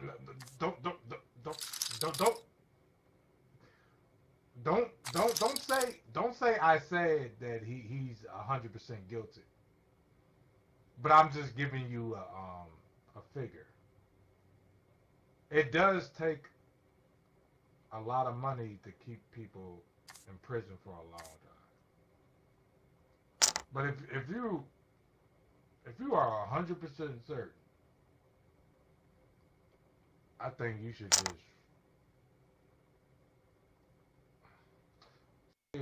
see. I can't even say it because I don't like to play God. But anyway, you gotta weigh your how much money it takes to keep these people that you know are guilty, and you just want to keep them there anyway for 30, 40 years. Just think about that. Because we have to devote our money to other things. You know, these other prisoners and all that stupid stuff. So just think about that. You know, it's kind of sad, but money comes kind of short. You know what I mean? You know, there's a budget with money. So yeah, if I don't know, you do what you want, man. But I'll say if you're 100% certain that this person did this, and I don't know what your murder rate is to just get rid of a person, I'll just get rid of them. I'll just shoot them in the back of the head. That's what I'm telling you. Because I don't want to waste no money just fooling around with this person. For what? I mean, they're going to die in prison anyway. So. But I don't know. I don't know what to do. See, because I don't want to play God, so I don't know what to tell you.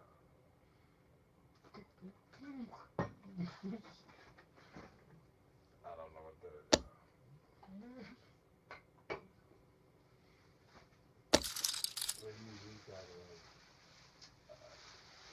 You know what? I don't know what to do.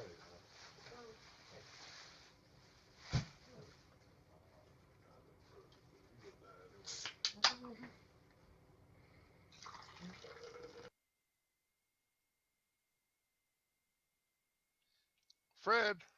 Here, Fred. Here, boy. Here, Fred. Here, Fred. Fred. Okay, Mike's free.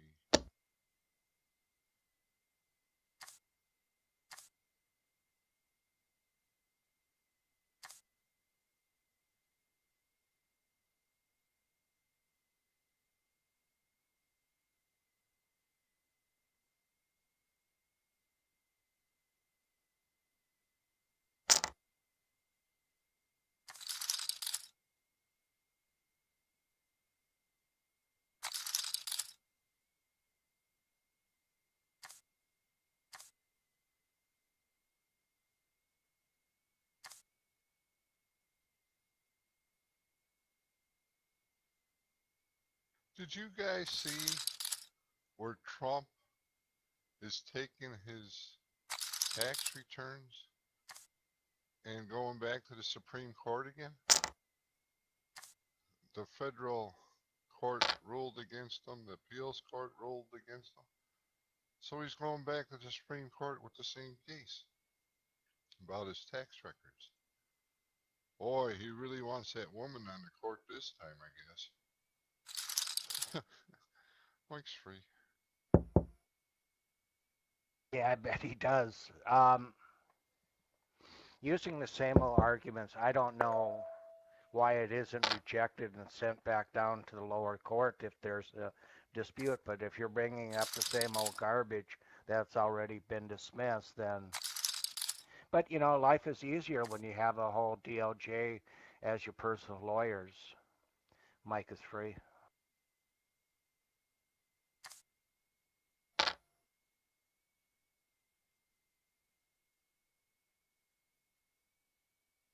Lady, unfortunately, he's using the Department of Justice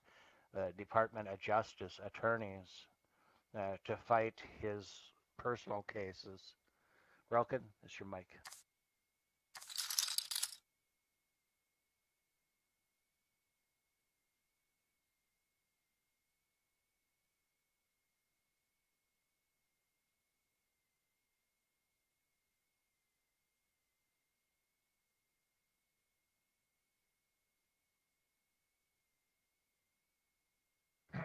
Let me ask y'all a question. When is the right time that economics or money pull the leash on morality? Like you want to do what's right, but at the same time you have to be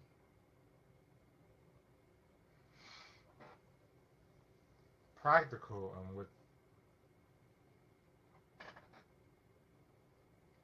what you do is right, and you have, because everything takes money, so it's kind of like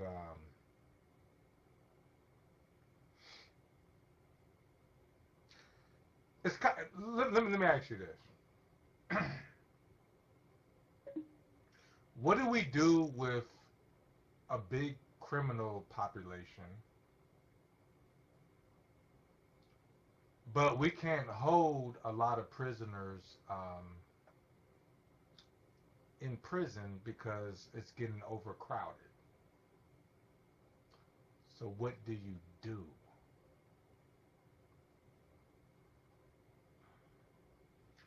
You can't have an overcrowded prison population. So how do you judge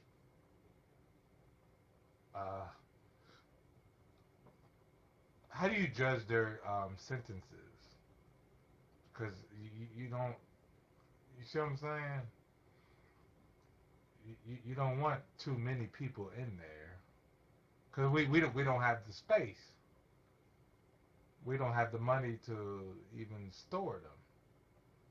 So how do you, like? I mean, I don't know. I'm just asking questions. So how would you do it? Because you know it all takes money anyway, any damn way. So how would you do it? I'm just asking questions. I'm sorry, my questions might irritate some people, but these are real questions that people have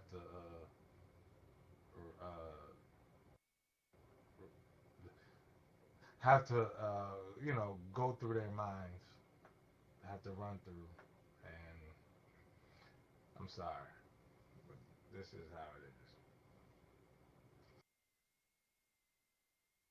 is. They do what they've always done. They let people who are good prisoners, haven't caused any problems, and are nearing the end of their sentence, they let them out. Non-violent people, there's overcrowding, the non-violent people get let out. With this COVID going on, they're letting a lot of people out. That's how Cohen got out. That's how a lot of them got out. They let them go to ease overcrowding. California's been doing that right along. Mike's free.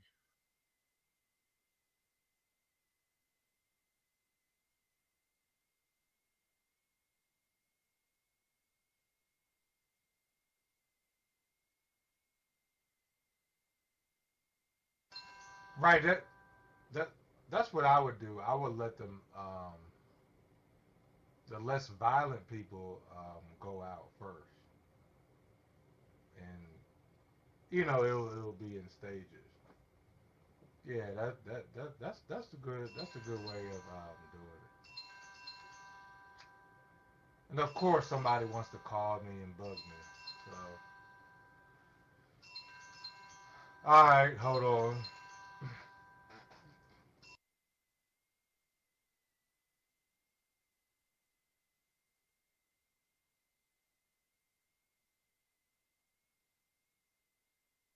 It's one of those days here too, Risk.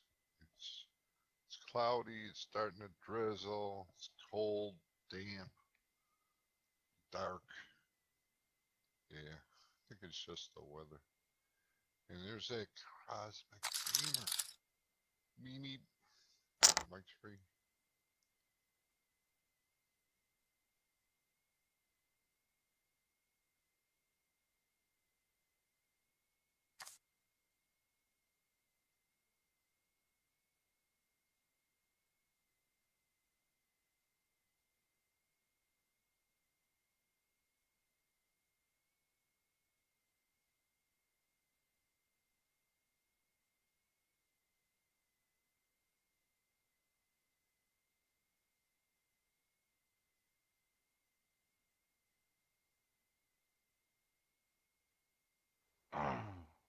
It's sunny here, but it's a little bit on the cold side.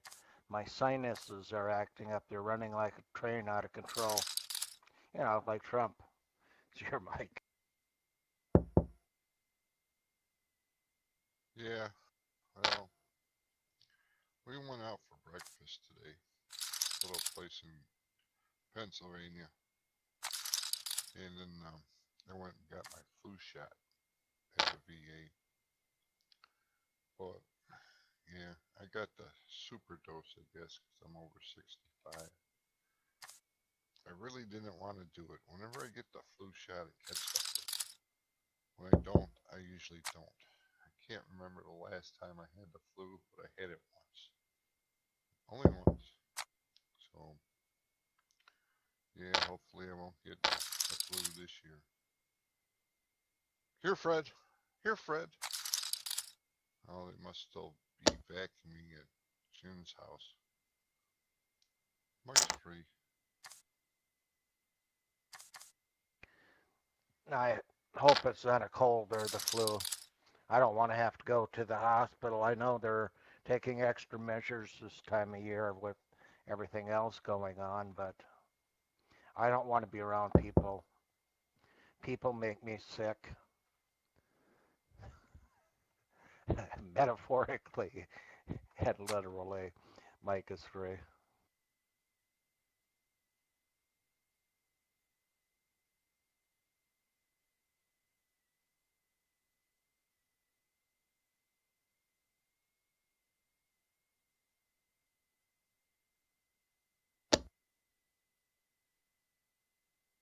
It's surprising in the last 8 months not doing anything that amounts to anything, how sedative my life has really become.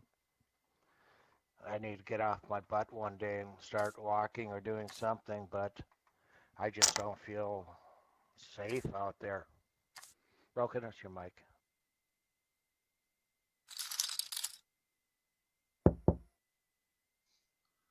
Yeah, what you call it? I gained weight, not going anywhere, doing nothing. And I got a couple riding lawnmowers, and I had to change the engines and redo the decks and stuff and I sweated a lot. And I lost a lot of weight, but now with the rain and the cold in the mornings, I'm not outside. I'm starting to get heavy again. And yeah, I noticed it with my arthritis too. Mike's free.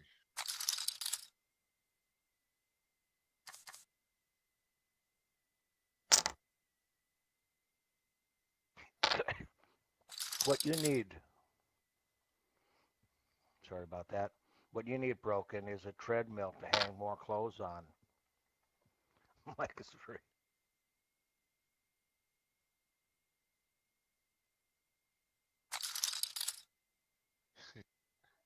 Yeah, hang more clothes on a treadmill. Yeah.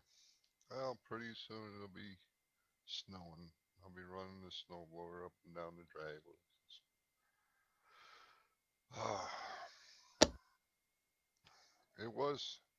We went out last weekend to see the leaves. It was really pretty out.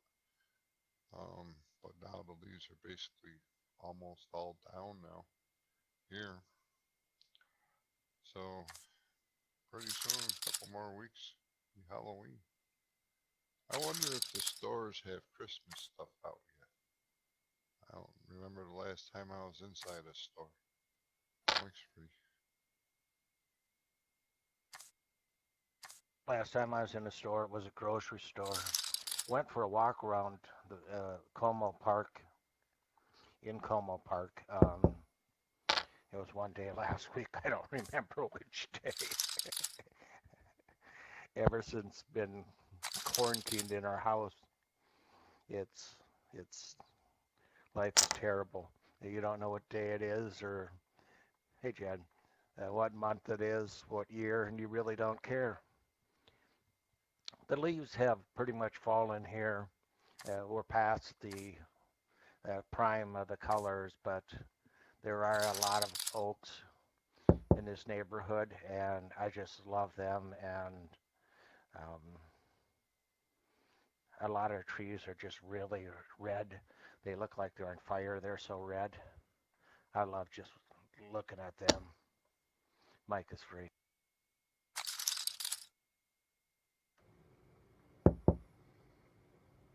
This is what I came to know. Now, maybe your education is a little different. But you don't want a full escape from things. your body. Maybe a little, but not a full. Because your body will, how can I say this? Your body needs some contact with unwanted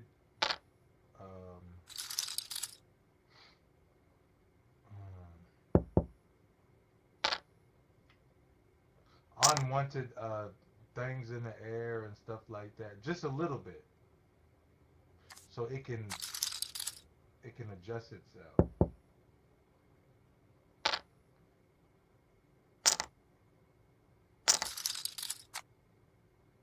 And that way it will better be able to adapt itself when those things get like heftier or something like that. But to totally remove yourself from everything, and once your body comes in contact with that, then that is when you get real sick. Because your body it had no contact with it at all. So I'm not, look, I'm not a doctor. Of course I'm not a doctor. But this is my education. You just get a little exposure, not the full thing. Anyway, you ain't gotta listen to me anyway. Like, don't, like you say, you don't come right up on humans and stuff. Okay, that's cool. But just get a little exposure from humans and just drop back. That way your body can create some type of immune system to where when you really do get in contact with humans, it would know how to fight. It would know how to fight it all. But if you don't get no contact at all, and once you come into contact with them, your body ain't gonna know what to do. So that's my education. That's my education on that one. You understand what I'm saying? So just get a little bit, but not try to,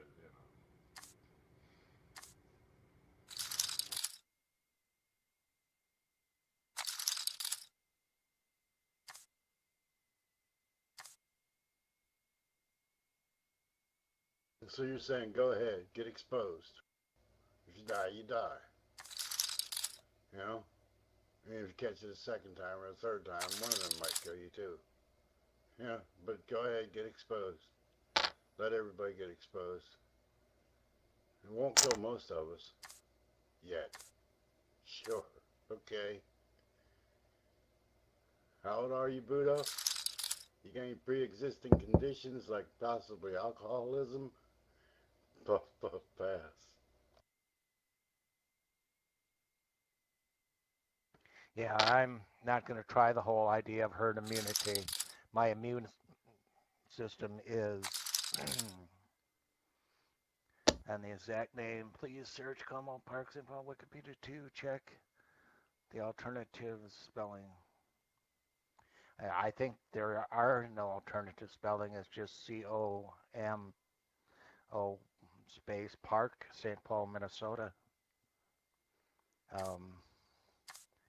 I don't want to be a guinea pig on some herd mentality. It would kill people like me. I opened my door the other day without putting a mask on, and it really surprised me. I just was right there by the door going into the pantry, and the door, someone knocked on the door, and someone was there and was like, opened it as usual, but not as usual over the last 8 months. I don't do that kind of thing. Short ass is your mic. Yeah, but they say if you catch it the second time, it could do more damage than the first time that you catch it. That was only like one article I was reading. They're looking into that. There's been not many, but a couple of cases of people getting it like for the second time, So they're looking into that too, because apparently one of them was a lot worse than he was the first time. So yeah, don't know. Anyway, Mike's. Yeah, Risk. Our county parks in Erie County, they were built by the WPA during the Depression, and like over streams and that, they have stone bridges. The pavilions are made out of stone. Como Park has a lake. In the wintertime, it ices over, and you get out of the parking lot, you put your skates on, and you walk to the lake and you ice skate on it. There's a whole bunch of parks in Erie County that were made by the WPA. They cut through the forest and that, and build roads and build pavilions and lodges and stuff. But yeah, yours looks nice. Looks free. Yeah, I'm not a doctor, so just ask your doctor. Is what I'm saying true or whatever? It's like OCD people. They want to try to kill all bacteria in their kitchen, but I'm like, well, that's impossible. You need a little exposure, just a little bit, to the bad bacteria. That way your body knows how to fight it. I'm not saying go full head with it, but your body needs a little exposure to it. So don't try to kill all the bad bacteria, that you can, which is impossible, which is probably impossible to do anyway. But it just needs a little exposure, so that way, when it comes, when bad bacteria that it has to fight comes back to it, it knows what to do with it. So that's all I'm saying. But anyway, yeah, seek a doctor's advice. Don't listen to me.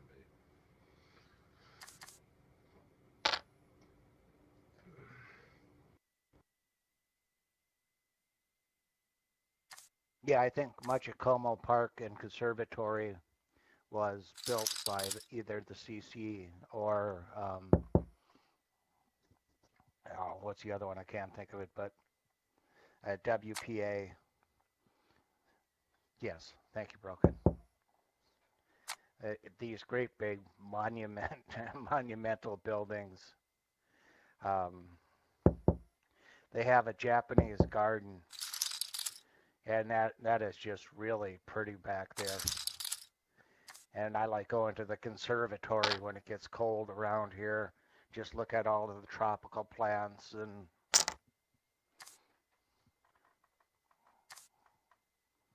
mic is free.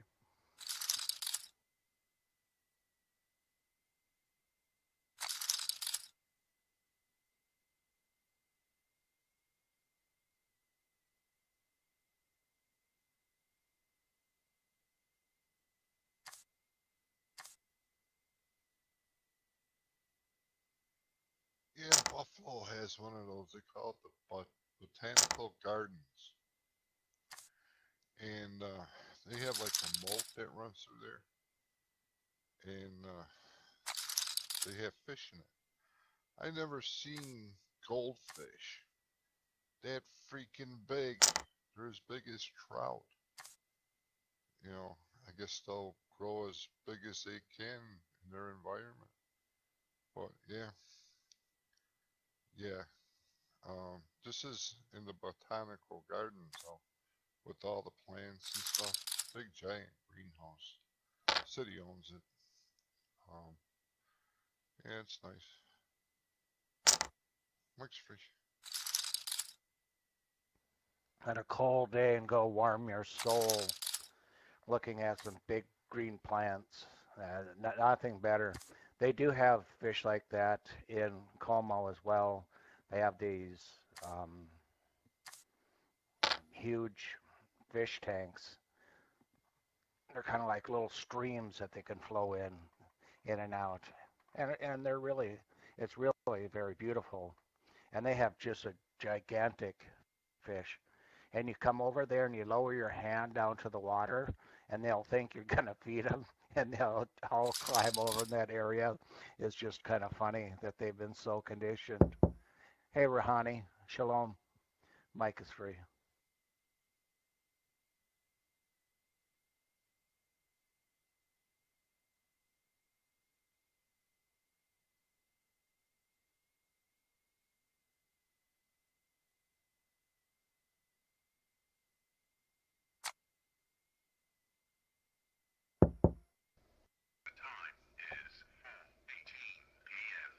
Everybody got them rolled? Almost time to spark them. Yeah, I don't have any. Don't use the stuff. Yeah, probably go get some supper. So we'll see you later. Be well. Goodbye. Take care, man. Fun, bud? You got an hour to get some sent here. Mic is free.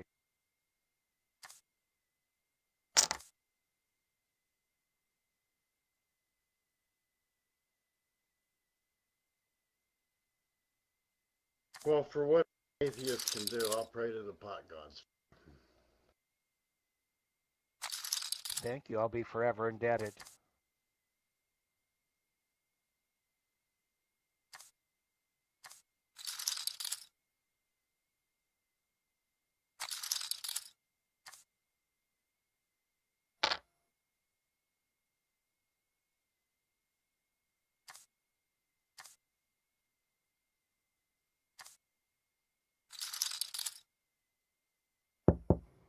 Another thing I know, and don't ask me how I know this, but I just know it.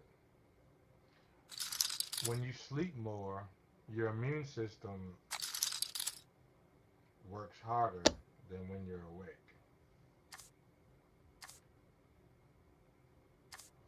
I mean, we can get into the theories on why that is. Well, I mean, I can do it, but it's something about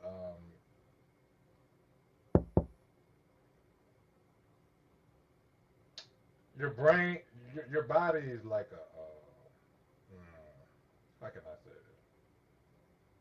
it? Anyway, when you're awake, it devotes itself a lot more to the sensory organs and things of the outside world. And when you are asleep, it puts more energy into the inside world, repairing the inside world. So it can't really do both at the same time. So it's kind of like you know how old computers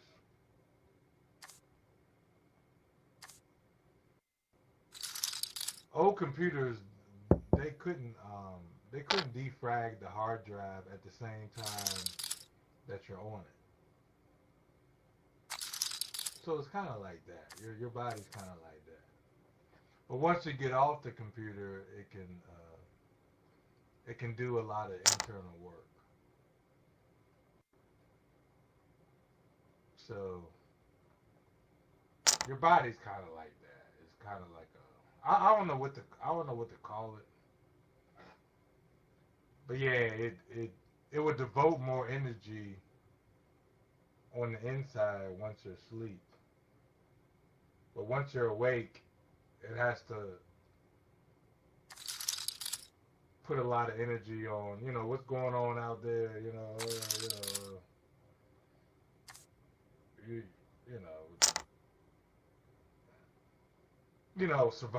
survival and stuff like that.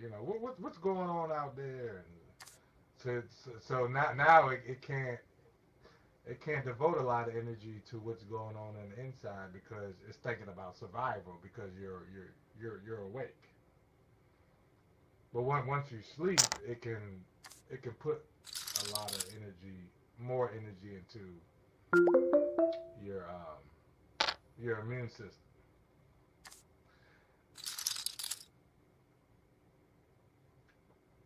Today, I'm talking about how the body, it devotes more internal energy when you're asleep than when you're awake. When you're awake, it thinks about so much things out there, for your survival. But when you're asleep, it can repair a lot of things in the body. You get what I'm saying? So it has some type of switch mechanism. So that's all I'm saying.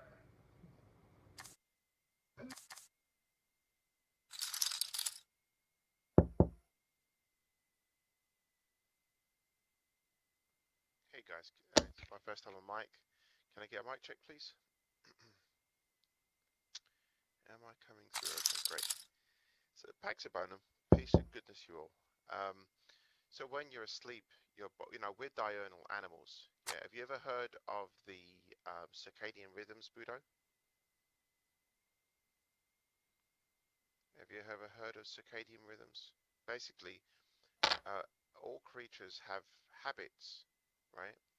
And our habit is based around a day-night cycle where we're active during the day and we're resting and regenerating during the evening, right? During the night time, our body is used to going into periods every 2 hours where it releases growth hormones that help repair the body. So yeah, you're kind of correct in that the body does that, but these are circumstantial in nature. Like for instance, first of all, you have to be asleep, right? You have to be asleep during the nighttime period for your body to be doing this. Hiya, old soul. Nice to see you. Pax Bonum. Peace and goodness to you. But also, you can't be in a stressed state. So if you've undergone great psychological trauma or physiological trauma, or you've got toxins in your body, or maybe even neurotoxins in your body, that can hamper your body's ability to regenerate, to rest and repair during even sleep cycles. If you're racked with pain, that will do the same thing, right? Because that's a physical stressor. So this is one of the reasons modern medicine fails, because it doesn't understand or it doesn't want to understand that in order to deal with disease, effectively the body can regulate itself, right? The way I think of it, the body built itself from a single cell, and it did so without any outside intervention or assistance from anything. It knew how to build itself up from practically nothing. And yet, when we get bigger and more complex, the body sometimes finds it difficult to regulate itself. And this creates a lack of ease in the body, right? Stress, a dis-ease, which is where we get the word disease from. And so, normatively speaking, when all things hunky-dory, yes, that's the way it works. Problem is that there are multiple factors that can actually upset the body's capacity to regulate itself properly. And all that rest and regeneration that you should be getting when you go to sleep, it just don't happen. Passing the mic. Okay, Fede, I don't know if you have an MD degree or what.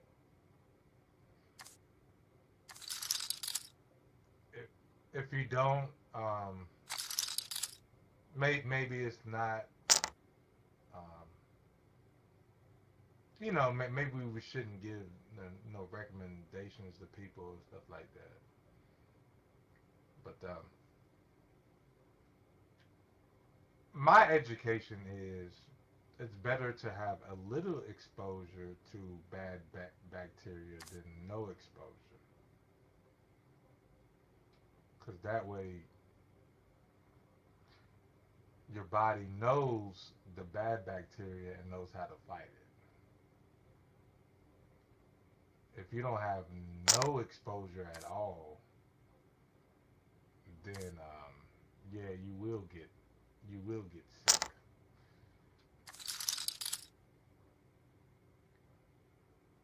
Right. Yeah, but see, the thing is, we're talking to people that are 70 years old and stuff like that. So I don't want to give them no false information. That's why I always say,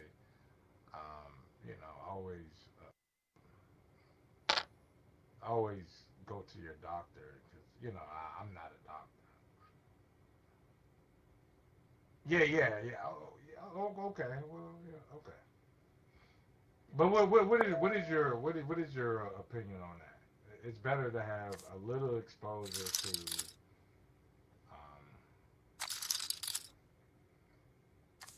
let's say the flu or something like that than no exposure at all. Um, yeah, but yeah, please say, after you say something, this is my opinion, and please seek doctor advice, because we always do that. You know what I mean?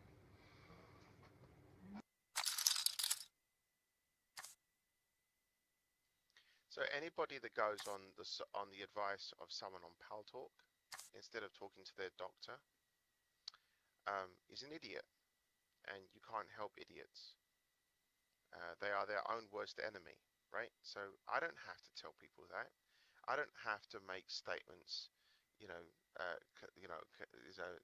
clarifying this sort of thing. Honestly, this is a chat room, and people chat. Just like, for instance, you've just chatted. You've just said to me, right? Well, you want to be careful about doing this because you're not a doctor, and yet you turn around straight away and you give your opinion about immunology. That's what you did, right? Now, what you're effectively saying is, unless you are accredited by a third party, you are not allowed to have an opinion or a thought on anything. That's messed up, dude. I'm not going to adhere to that, and you shouldn't adhere to it either. You shouldn't apologize because you have an opinion on the subject, right? And you should certainly not have to prove to people that what you're giving isn't false information by appealing to some third party. This is a chat room. People chat in chat rooms, and it should be taken as chat. If you're going to a chat room to get medical advice, dude, you're messed up. So stop wringing your hands about this situation, okay? Deep down inside somewhere, I'm sure you have a spine. Find it and use it. You don't have to apologize for having an opinion, at least of all to me. So here's what I've learned. Your body has two aspects to its immune system. You have what's known as the Th1, which is also known as the mucous membrane response, and the Th2 part of your immune system. The Th2 is known as the inflammatory response. Okay, both of them have a memory. The Th1 part of your immune system is what you call the innate immune system, right? And the Th2 part of your immune system is also called as the reactive immune system, right? So whenever you catch a viral infection or a bacterial infection, normally, the first line of defense is always that outer defense area, that innate immune system, right? The Th1 part of the immune system. When children are young and they play with dirt and stuff like that, the body actually is taking note of the bacteria that the child is actually interacting with, and saying and recognizing, okay, this is part of the world. We don't have to mount a defense against that. We don't have to attack that aggressively. It's not an invader. This is part of the world, and this is part of the world. So the more children play with dirt, okay, and get involved in nature, touching things, the better it is for them in the long run. They might get a trickly nose or whatever, right? But as long as they're eating well and resting well, and breast is best as far as I'm concerned, then the child will have a strong response, and it'll be fine for that to grow. When you start cutting yourself off of that kind of feedback, right, then your immune system will get weaker and weaker. You stay at home, don't interact with people, don't interact with the world around you. Your immune system is going to get weaker. That's not something that doctors are doing. And there might be some people that need to do that because they're especially vulnerable. In other words, it's kind of like the lesser of two evils, you're screwed anyway. Okay, so you might protect yourself as much as you can. In which case a person should quarantine themselves if they're especially sensitive or weak to something. But broadly speaking, your immune system needs to be stimulated in order to be able to mount a proper defense. Just like the body needs to be stimulated by physical exercise. As human beings, we're not supposed to stay still. Right? We're not supposed to be sedated. We're supposed to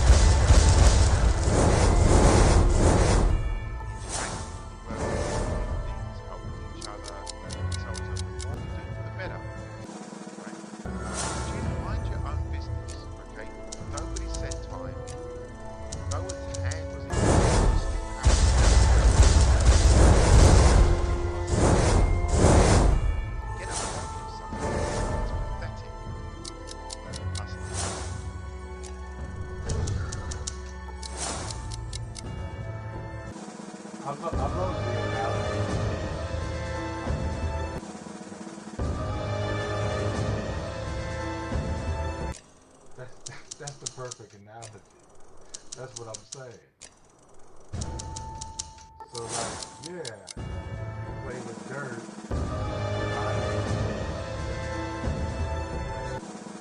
If you don't play with dirt at all, yeah, you might get sick. Very much. Very much so.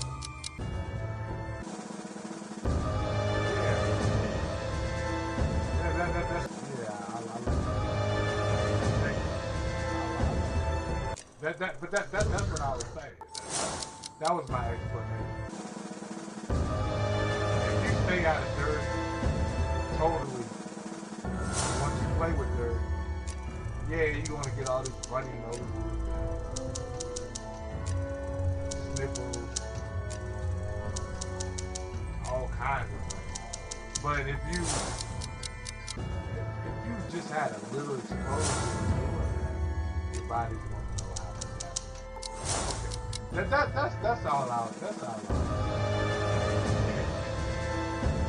But yeah, I mean, there are some, you know. But yeah, that was a good one. But that was my way of. Thank you. But hey, you always, you an intelligent person.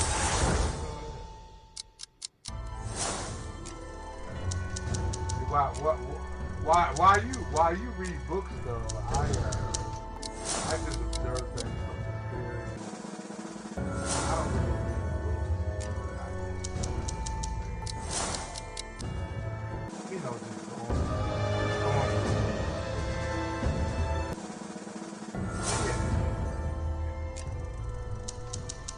I do read, but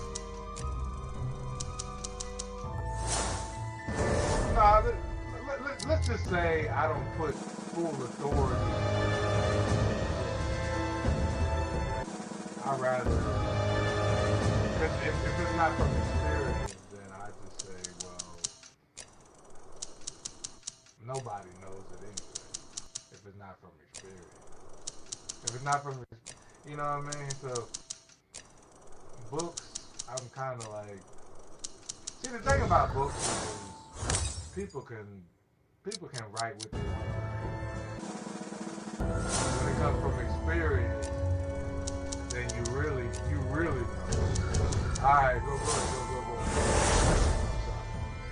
Yeah, I can read. I can read a paragraph in like 2 seconds. Go ahead. Well, it sounds to me, Ludo, and I might be wrong, okay, it's just my first impression.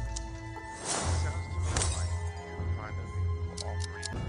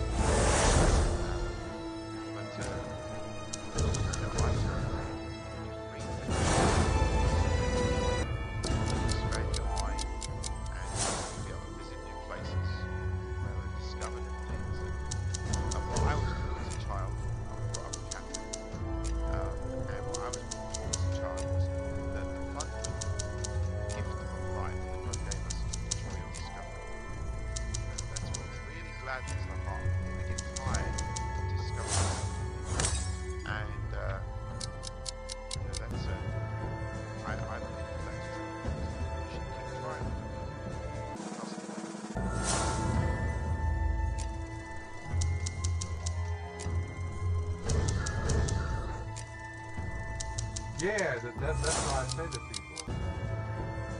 The only real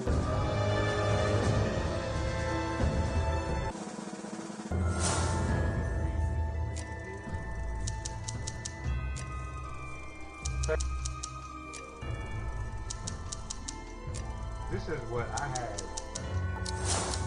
in the stomach. What book?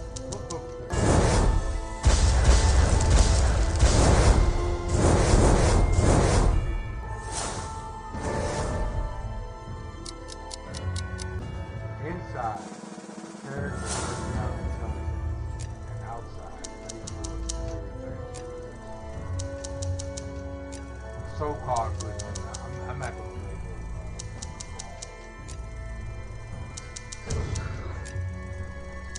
I'm not going to label good. Everybody got that. good men work from the inside out, not the outside. So don't be like she's intelligent working from the outside. Now did I get that from a book?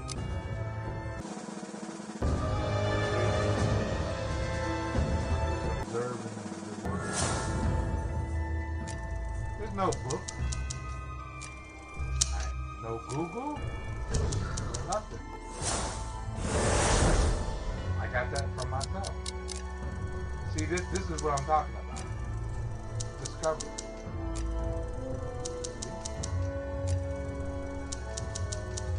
Anyway.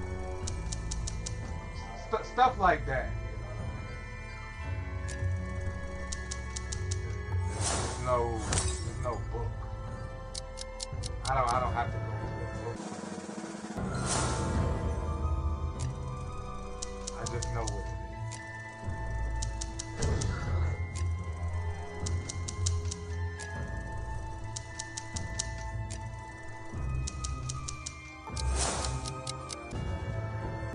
But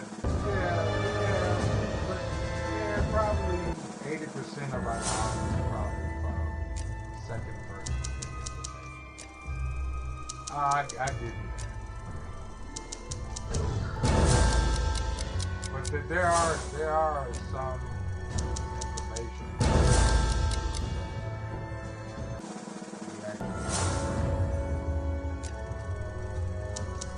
Real world experience.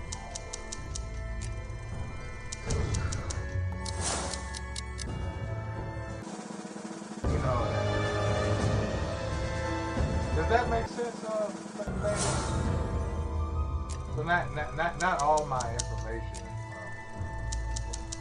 And sometimes I don't want to even read it.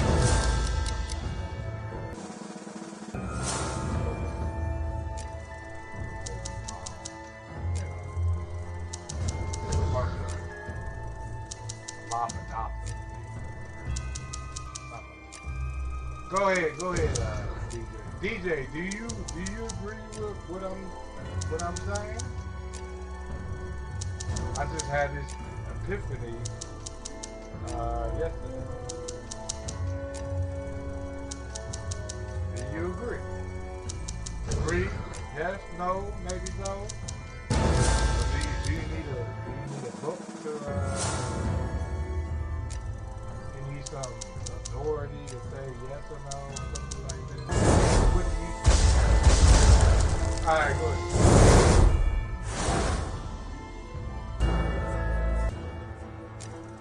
I need the mic to say yes or no. Yeah. Why must I feel like that? Why must I chase the cat? I have an earworm going on. My mental stereo won't stop playing George Clinton's Parliament Funkadelics Atomic Dog. I don't know why. Of all songs, the Atomic Dog. Nothing but the dog in me. Well, it depends. Budo, when men are young, even with women, you know, I mean, a hard dick knows no conscience. And, you know, it depends what you're looking for. And some people are looking for Mr. or Mrs. Right, and some people are looking for Mr. or Mrs. Right now. You know, or Ms.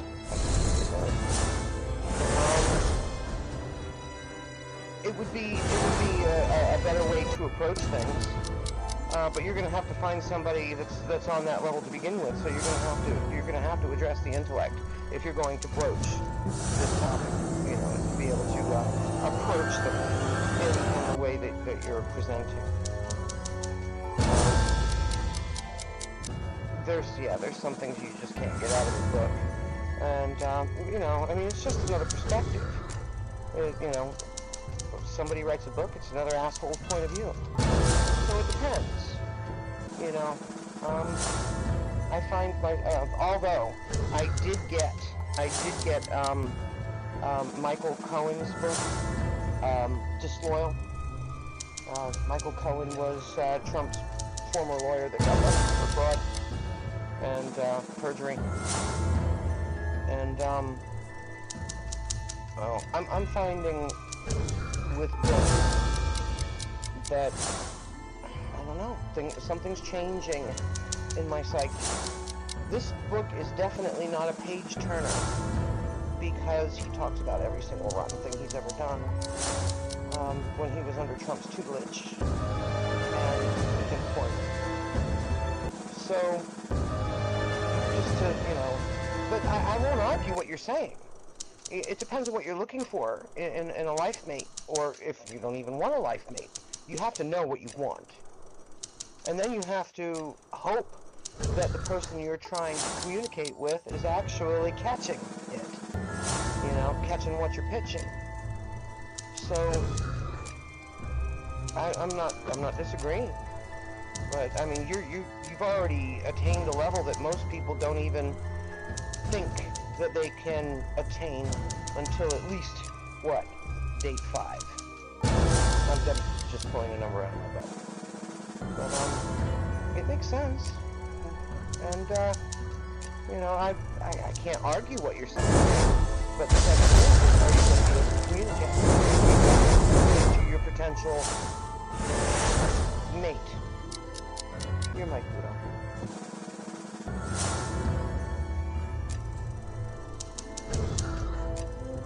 Yes, ma'am.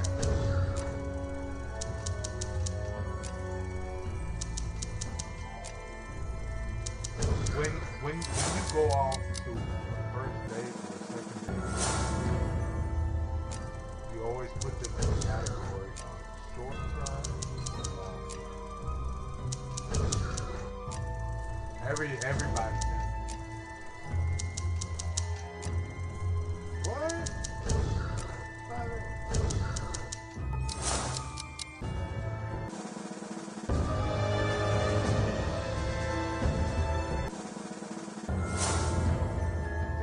The third date, you don't have your mind. I mean, I'm talking about what you're shooting for. Like, is this gonna be my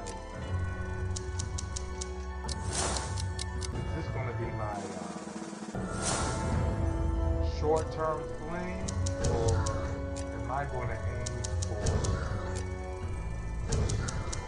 to have a long relationship? You don't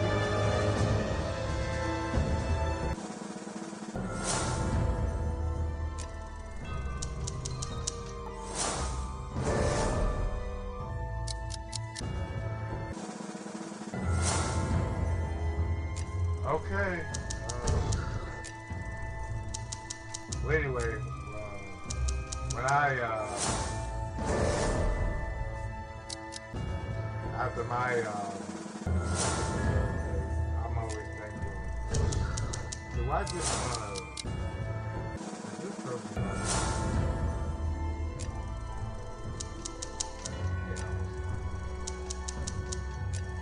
some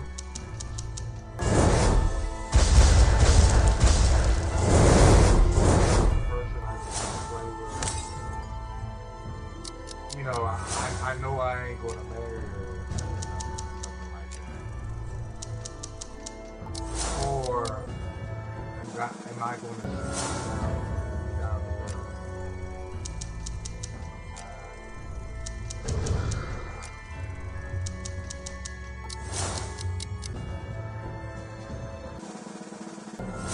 Yeah, but that ain't. Please listen.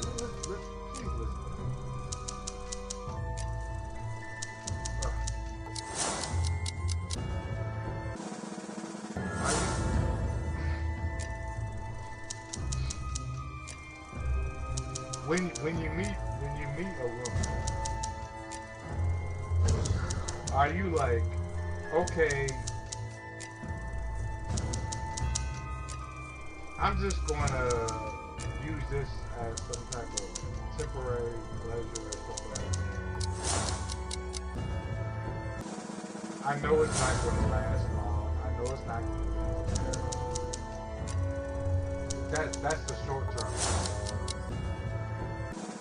Or are you like, okay, I want this to last. I want to get married. I'm looking You see the difference? That's the wrong. Like what?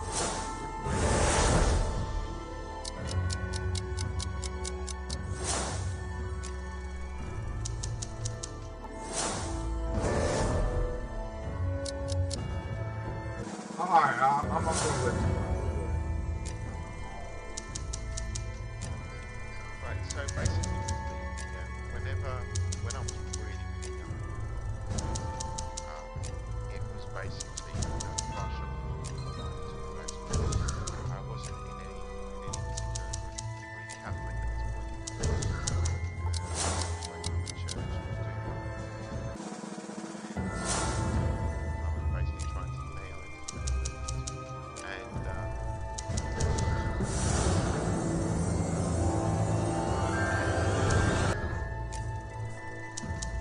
I would basically, it was all short-term, it was all short-term relationships.